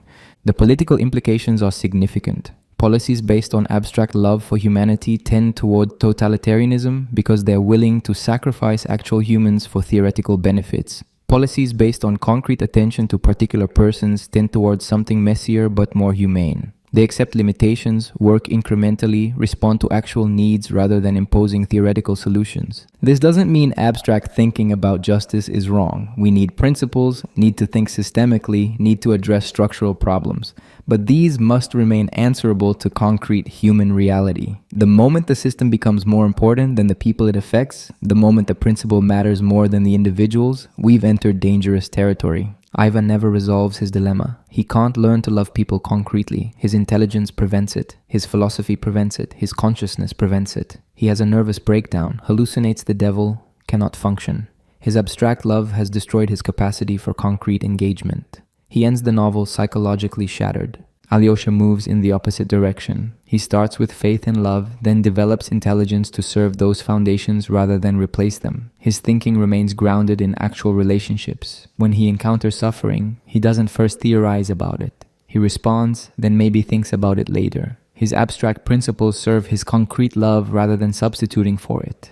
This is the path Dostoevsky recommends but knows is difficult. Most people, especially intelligent people, find abstract love easier than concrete love. It's more comfortable to care about humanity than to help your annoying neighbor. It's more satisfying to contemplate justice than to visit someone sick. It's more impressive to advocate for systemic change than to change one person's circumstances. But abstract love unconnected to concrete love becomes dangerous. It justifies any cruelty in service of theoretical good. It treats people as means to ends rather than as ends in themselves. It values the beautiful future more than the present reality. It loves ideas about humanity more than actual humans. The question Dostoevsky poses remains, can you love humanity without loving people? His answer is no, not because abstract thinking is wrong, but because abstract love disconnected from concrete practice is false. It's not love at all. It's self-satisfaction disguised as morality, projection disguised as care, ideology disguised as compassion. True love is active, particular, immediate. It responds to this person now regardless of whether the response solves anything systematically. It accepts that most of what you do seems futile. It continues anyway because the suffering in front of you is real and demands response. This kind of love is unglamorous, often invisible, rarely acknowledged, but it's the only love that's actually love rather than its dangerous substitute. Dostoevsky versus Tolstoy, two visions of truth. Dostoevsky and Tolstoy never met, though they were contemporaries, both giants of Russian literature. They knew of each other, read each other's work, represented opposing visions of what Russian literature should be and what truths it should pursue. Their differences illuminate two fundamentally incompatible approaches to understanding human existence. Tolstoy believed in clarity. He thought truth was accessible through reason and moral intuition. His novels present psychology transparently. Characters think and feel in ways the reader can follow logically. When Anna Karenina throws herself under the train, we understand exactly why. When Pierre finds meaning through suffering, we see the stages of his development. Tolstoy, the narrator, knows everything about his characters and explains it comprehensively. Dostoevsky believed in mystery. He thought truth exceeded rational comprehension. His novels present psychology as fundamentally strange. Characters act for reasons they don't understand. Raskolnikov commits murder for a theory, but the theory doesn't explain the act. When Mishkin loves Nastasia, we can't reduce it to rational motivation. Dostoevsky, the narrator, often seems as confused as his characters about why they do what they do. Tolstoy wrote from the perspective of a Russian aristocrat who had everything and questioned its value. He owned estates, had title, was socially prominent. His crisis was existential. What's the point of life when you have everything material civilization offers? He concluded that simplicity, moral clarity, peasant wisdom, and Christian ethics offered better path than aristocratic sophistication. Dostoevsky wrote from the perspective of someone who had nothing and lost even that. He was imprisoned, threatened with execution, lived in poverty, suffered from disease. His crisis was whether existence could be justified given its suffering. He concluded that meaning was possible but mysterious, available through faith that couldn't be rationally defended, requiring acceptance of contradictions that couldn't be resolved. Tolstoy's moral vision is clear and demanding. His late work especially presents unambiguous principles. Don't resist evil, love your enemies, reject violence, live simply. Seek God through service to others. These principles are difficult to follow, but not difficult to understand. The challenge is living up to standards that are perfectly comprehensible. Dostoevsky's moral vision is ambiguous and paradoxical. His characters wrestle with contradictions that don't resolve. Faith and doubt coexist. Love and hatred mix. Suffering destroys and redeems simultaneously. The challenge isn't living up to clear standards, but navigating situations where all choices seem problematic, where moral clarity is impossible. Tolstoy believed reason and morality were ultimately compatible. If you think clearly and honestly, you'll arrive at correct moral conclusions. The problem is that society, institutions, and personal weakness corrupt clear thinking, but the truth itself is accessible to anyone willing to look honestly. His moral philosophy, though difficult to practice, is relatively systematic. Dostoevsky believed reason and morality operated in different domains. Reason can't determine moral truth because moral truth involves commitments that transcend rational proof. You can argue endlessly about whether God exists, whether suffering is justified, whether love is real, but at some point you must commit without conclusive evidence. Faith is a leap, not a conclusion. In Anna Karenina, Tolstoy examines two marriages in parallel. Anna's passionate affair with Vronsky leads to social ruin and eventual suicide. Levin's patient development toward love with Kitty leads to stable marriage and discovery of meaning through simple family life. The contrast is clear. Passionate transgression destroys. Patient moral development within social norms leads to fulfillment. The novel's structure itself argues for Tolstoy's moral vision. In The Brothers Karamazov, Dostoevsky presents three brothers with incompatible worldviews. Ivan, the intellectual atheist, Dmitri, the passionate sensualist, Alyosha, the faithful monk. The novel doesn't clearly favor one over the others. Ivan's arguments are strongest. Dmitri's suffering is most intense. Alyosha's faith is most appealing. But the novel doesn't resolve which approach is correct. All three remain legitimate responses to existence's fundamental ambiguity. Tolstoy's late religious views became systematized. He wrote theological treatises, developed clear positions, created a movement. His Christianity was rational, ethical, stripped of miracle and mystery. Jesus was moral teacher, not divine being. The kingdom of God is establishing justice on earth, not supernatural intervention. Religion is essentially ethics. All mysticism is superstition. Dostoevsky's religious views remained tortured. He struggled with doubt constantly. He wanted to believe, tried to believe, acted as if he believed.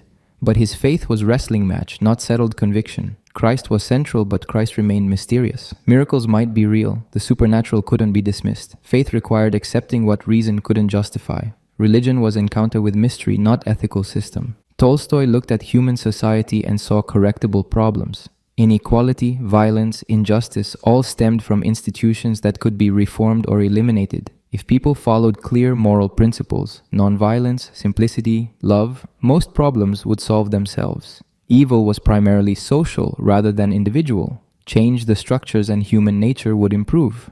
Dostoevsky looked at human society and saw fallen nature requiring redemption.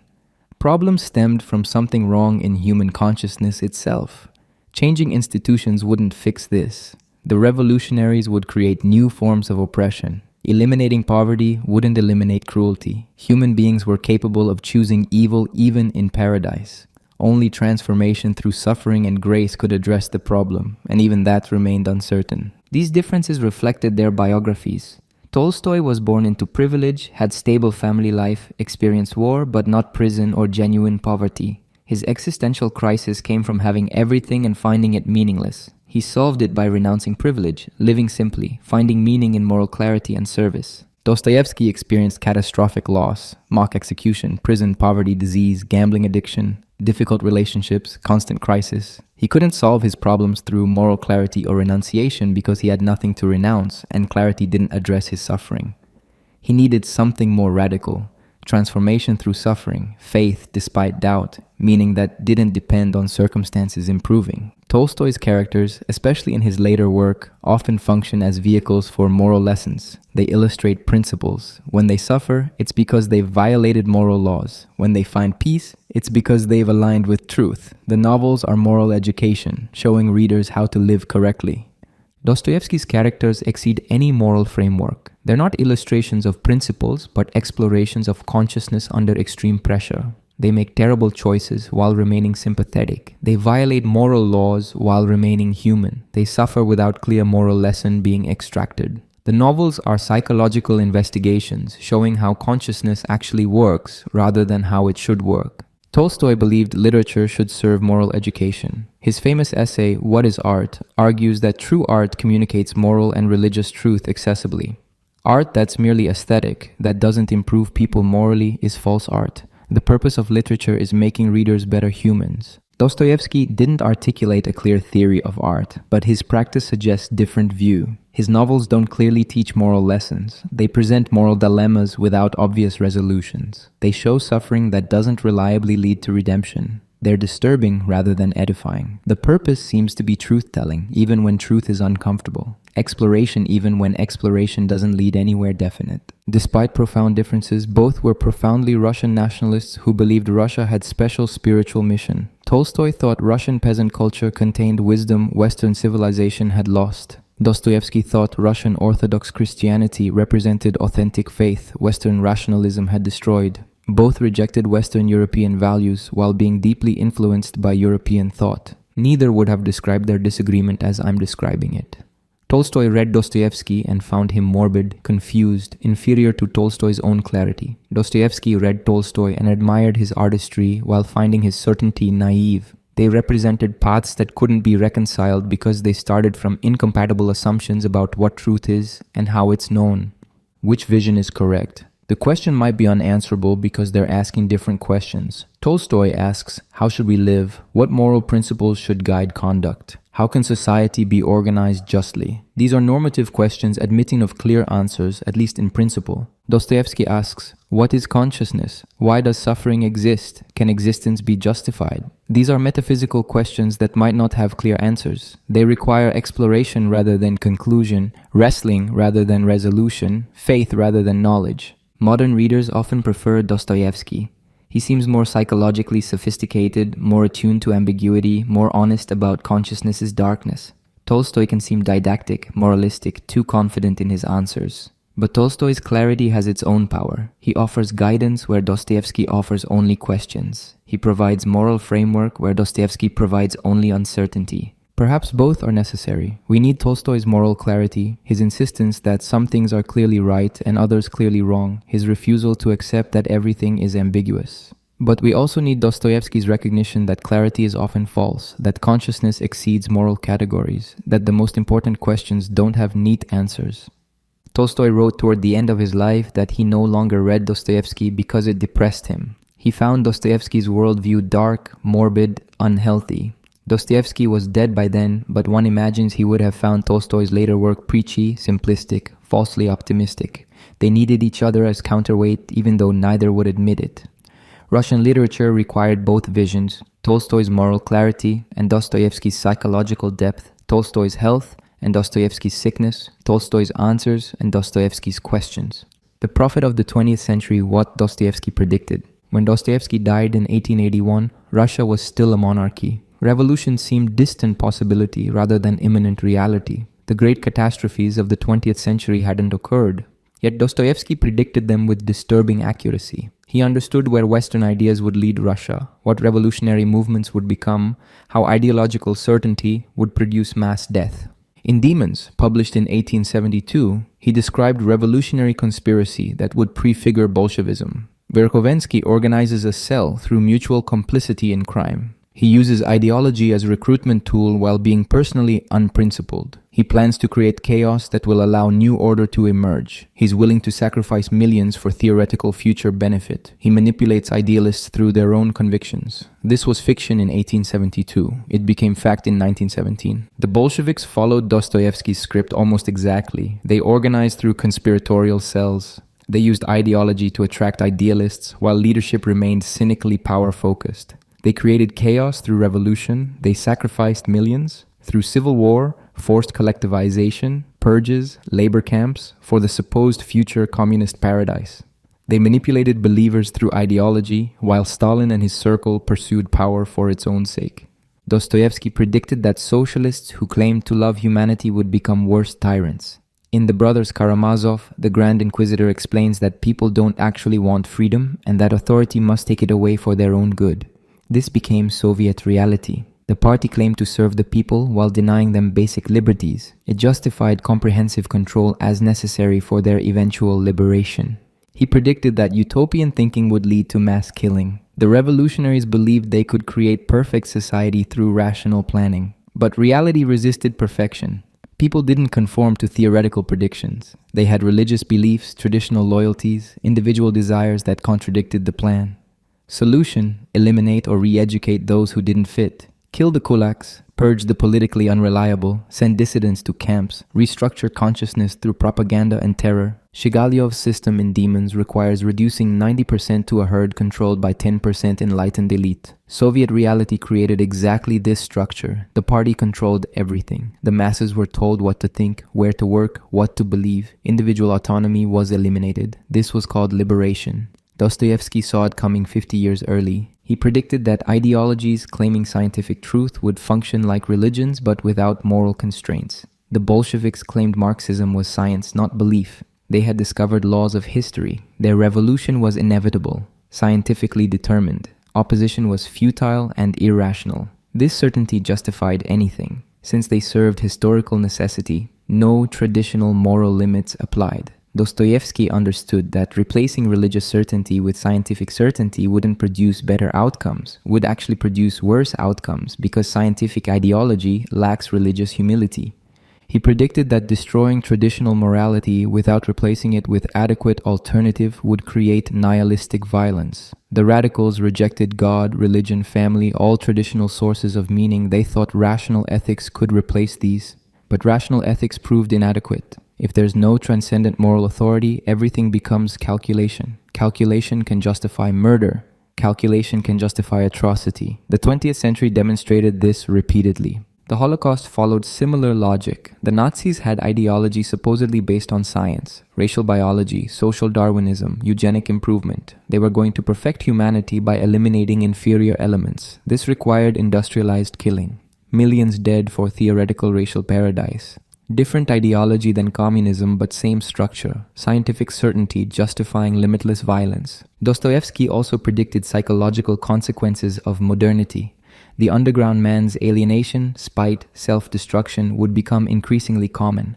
As traditional communities dissolved, as people became isolated atoms in industrial cities, as old sources of meaning disappeared, consciousness would turn against itself.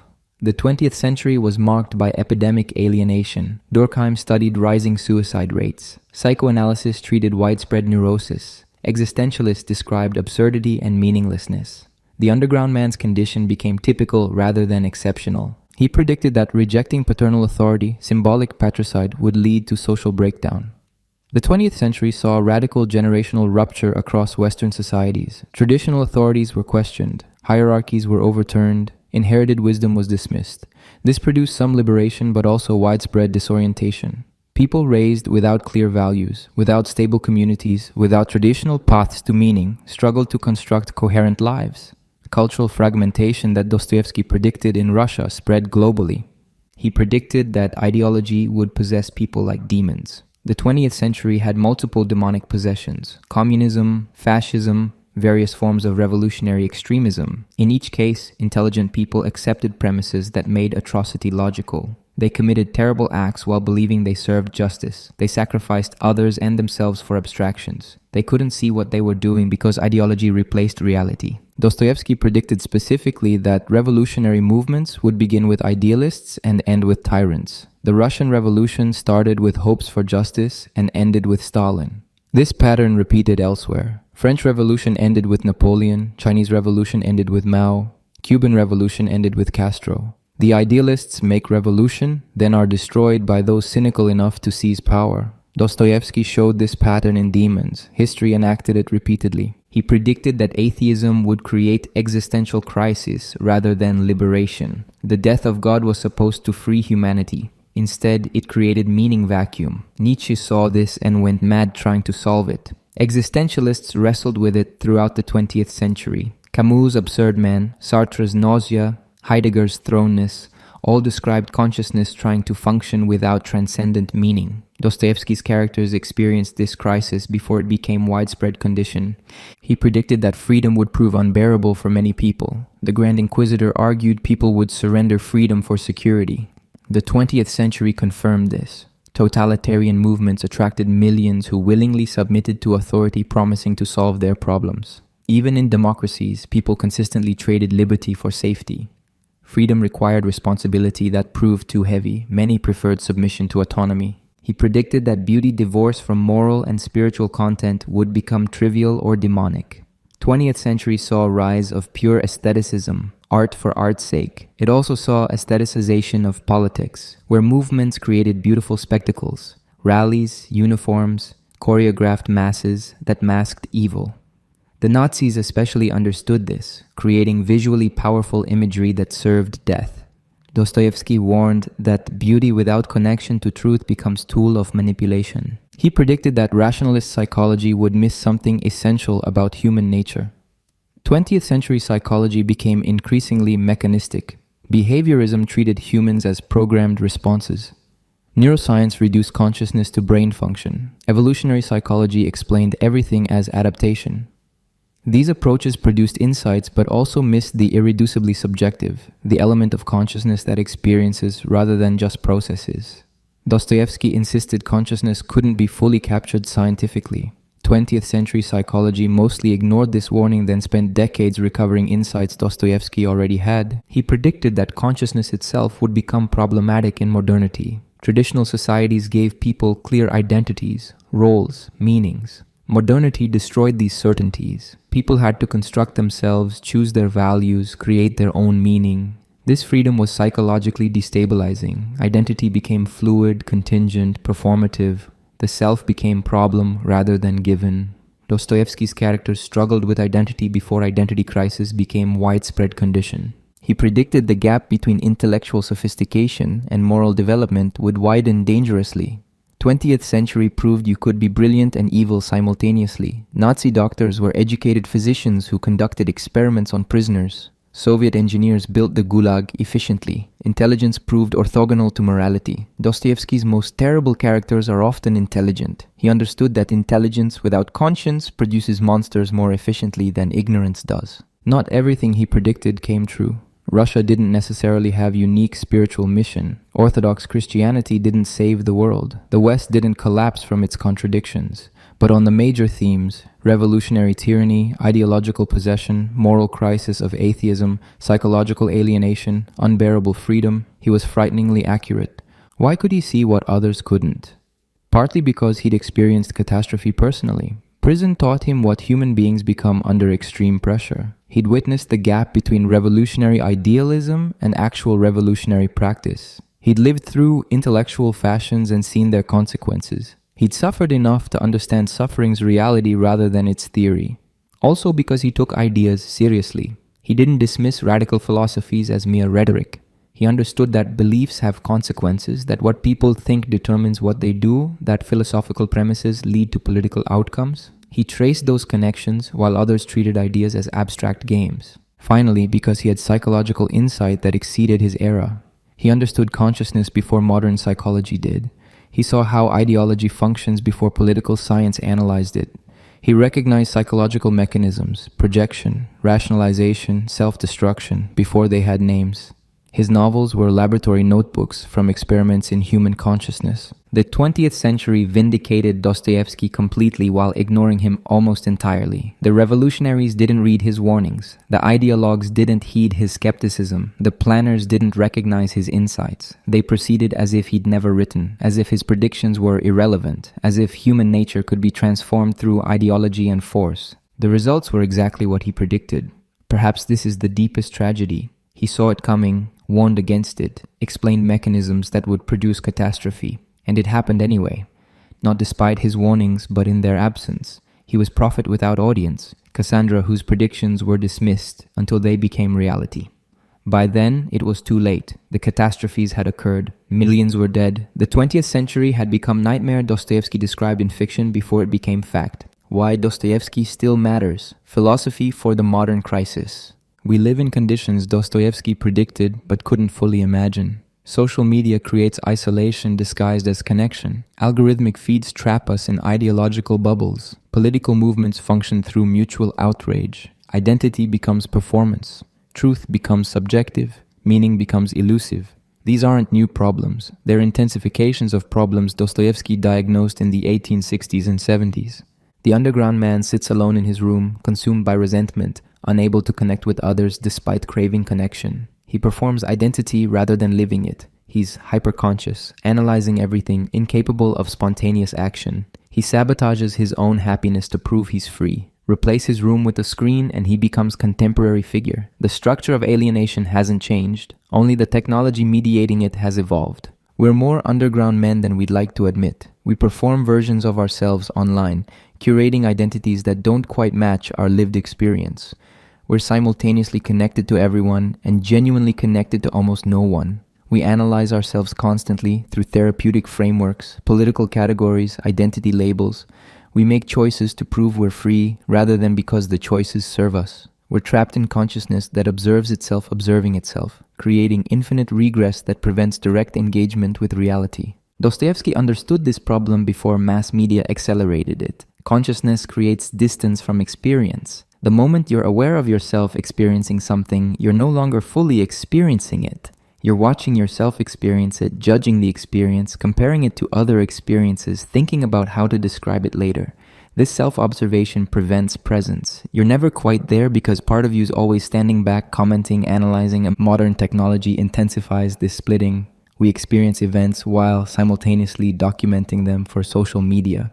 We're at a concert but also filming it. We're with friends but also checking messages. We're living while also curating the appearance of living. The gap between experience and performance widens. We become strangers to ourselves, unsure which version is real. Dostoevsky's solution was confession, making inner and outer reality align. But confession has been colonized by therapeutic culture and social media. We confess constantly now, in therapy, online, to anyone who will listen.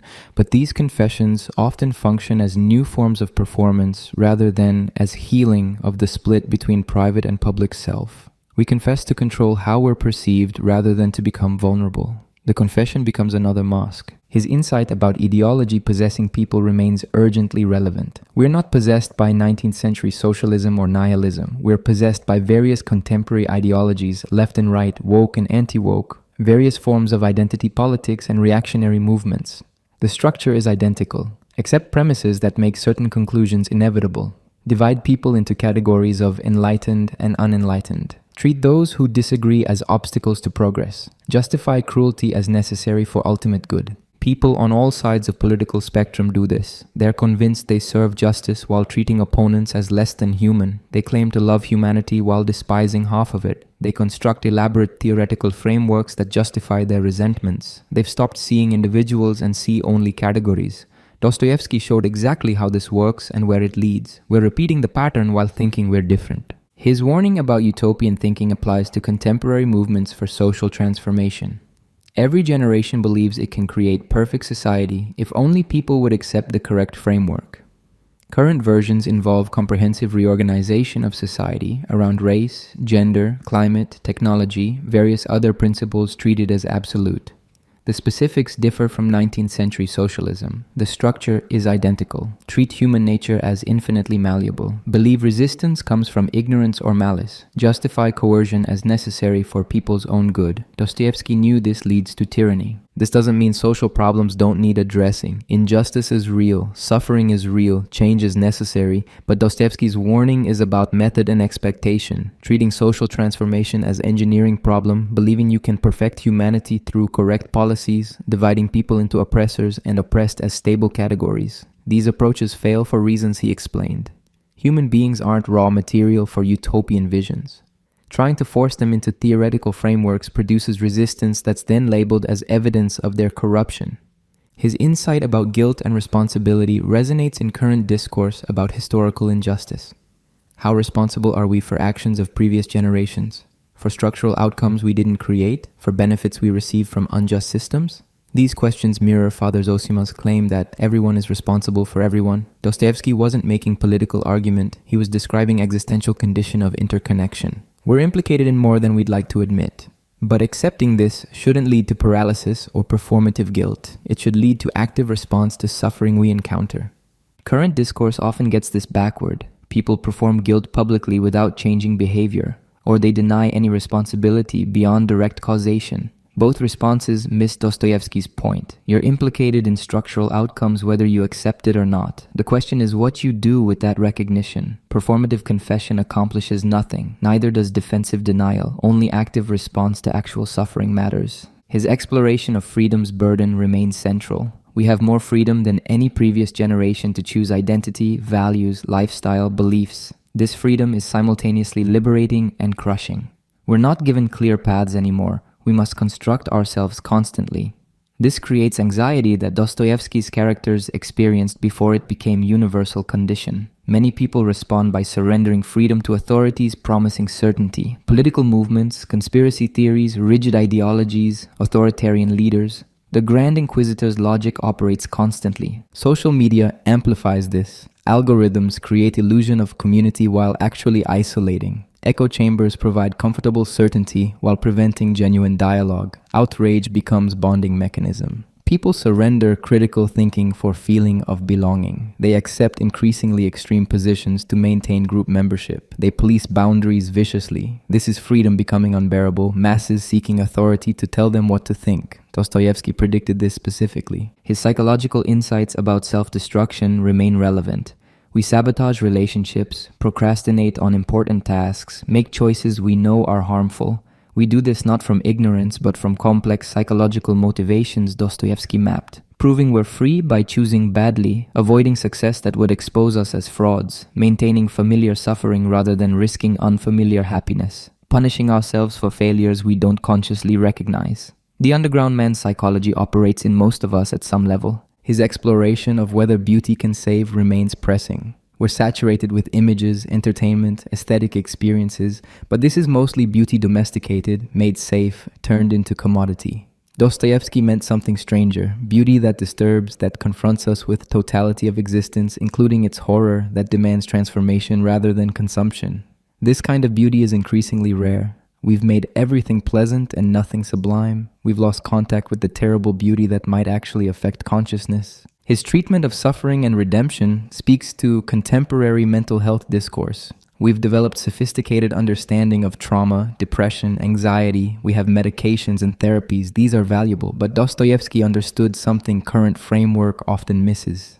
Suffering can destroy or transform. It destroys when resisted, when we demand it make sense or go away. It transforms when accepted consciously, when we suffer without letting suffering poison us, when we remain capable of love despite pain. Current therapeutic culture often treats suffering as purely negative, as damage requiring repair. Dostoevsky saw it as more complex. Suffering can deepen consciousness, create compassion, force confrontation with reality that comfort allows avoiding. Not all suffering is meaningful. Much is pointless and destructive. But the project of eliminating all suffering might eliminate what makes us most human. We need better relationship with suffering, not just better methods of suppressing it. His questions about God's existence and morality's foundations haven't been resolved. We live in functionally secular society that's inherited moral intuitions from religious traditions while rejecting those traditions' foundations. We believe human life has inherent value, that compassion matters, that some things are absolutely wrong. But we struggle to explain why if there's no transcendent meaning. Dostoevsky said this would create moral crisis. We're living through it. Current attempts to ground morality in evolution, neuroscience, social contract, all face problems he identified. Evolution explains how moral intuitions developed, but not why we should follow them. Neuroscience shows what happens in brain during moral judgments, but not whether those judgments track truth. Social contracts work only for those who consent. None provide robust foundation for objection to atrocity. Dostoevsky wasn't claiming religious morality is provable. He was claiming secular morality is inadequate, that we're operating on borrowed capital that's running out. His relevance extends to questions about technology and transhumanism. Contemporary movements want to transcend human limitations through technology, genetic engineering, artificial intelligence, various enhancements. This is modern version of utopian thinking he criticized. Belief that perfecting humans or replacing them with something better will solve fundamental problems. But problems aren't primarily technological. They're existential, psychological, spiritual. Technology might solve material problems while worsening existential ones. Dostoevsky would recognize contemporary tech optimism as old delusion in new form. His novels remain disturbing because they don't offer solutions. They present problems with full force, give strongest arguments to positions he disagrees with, refuse to resolve contradictions neatly.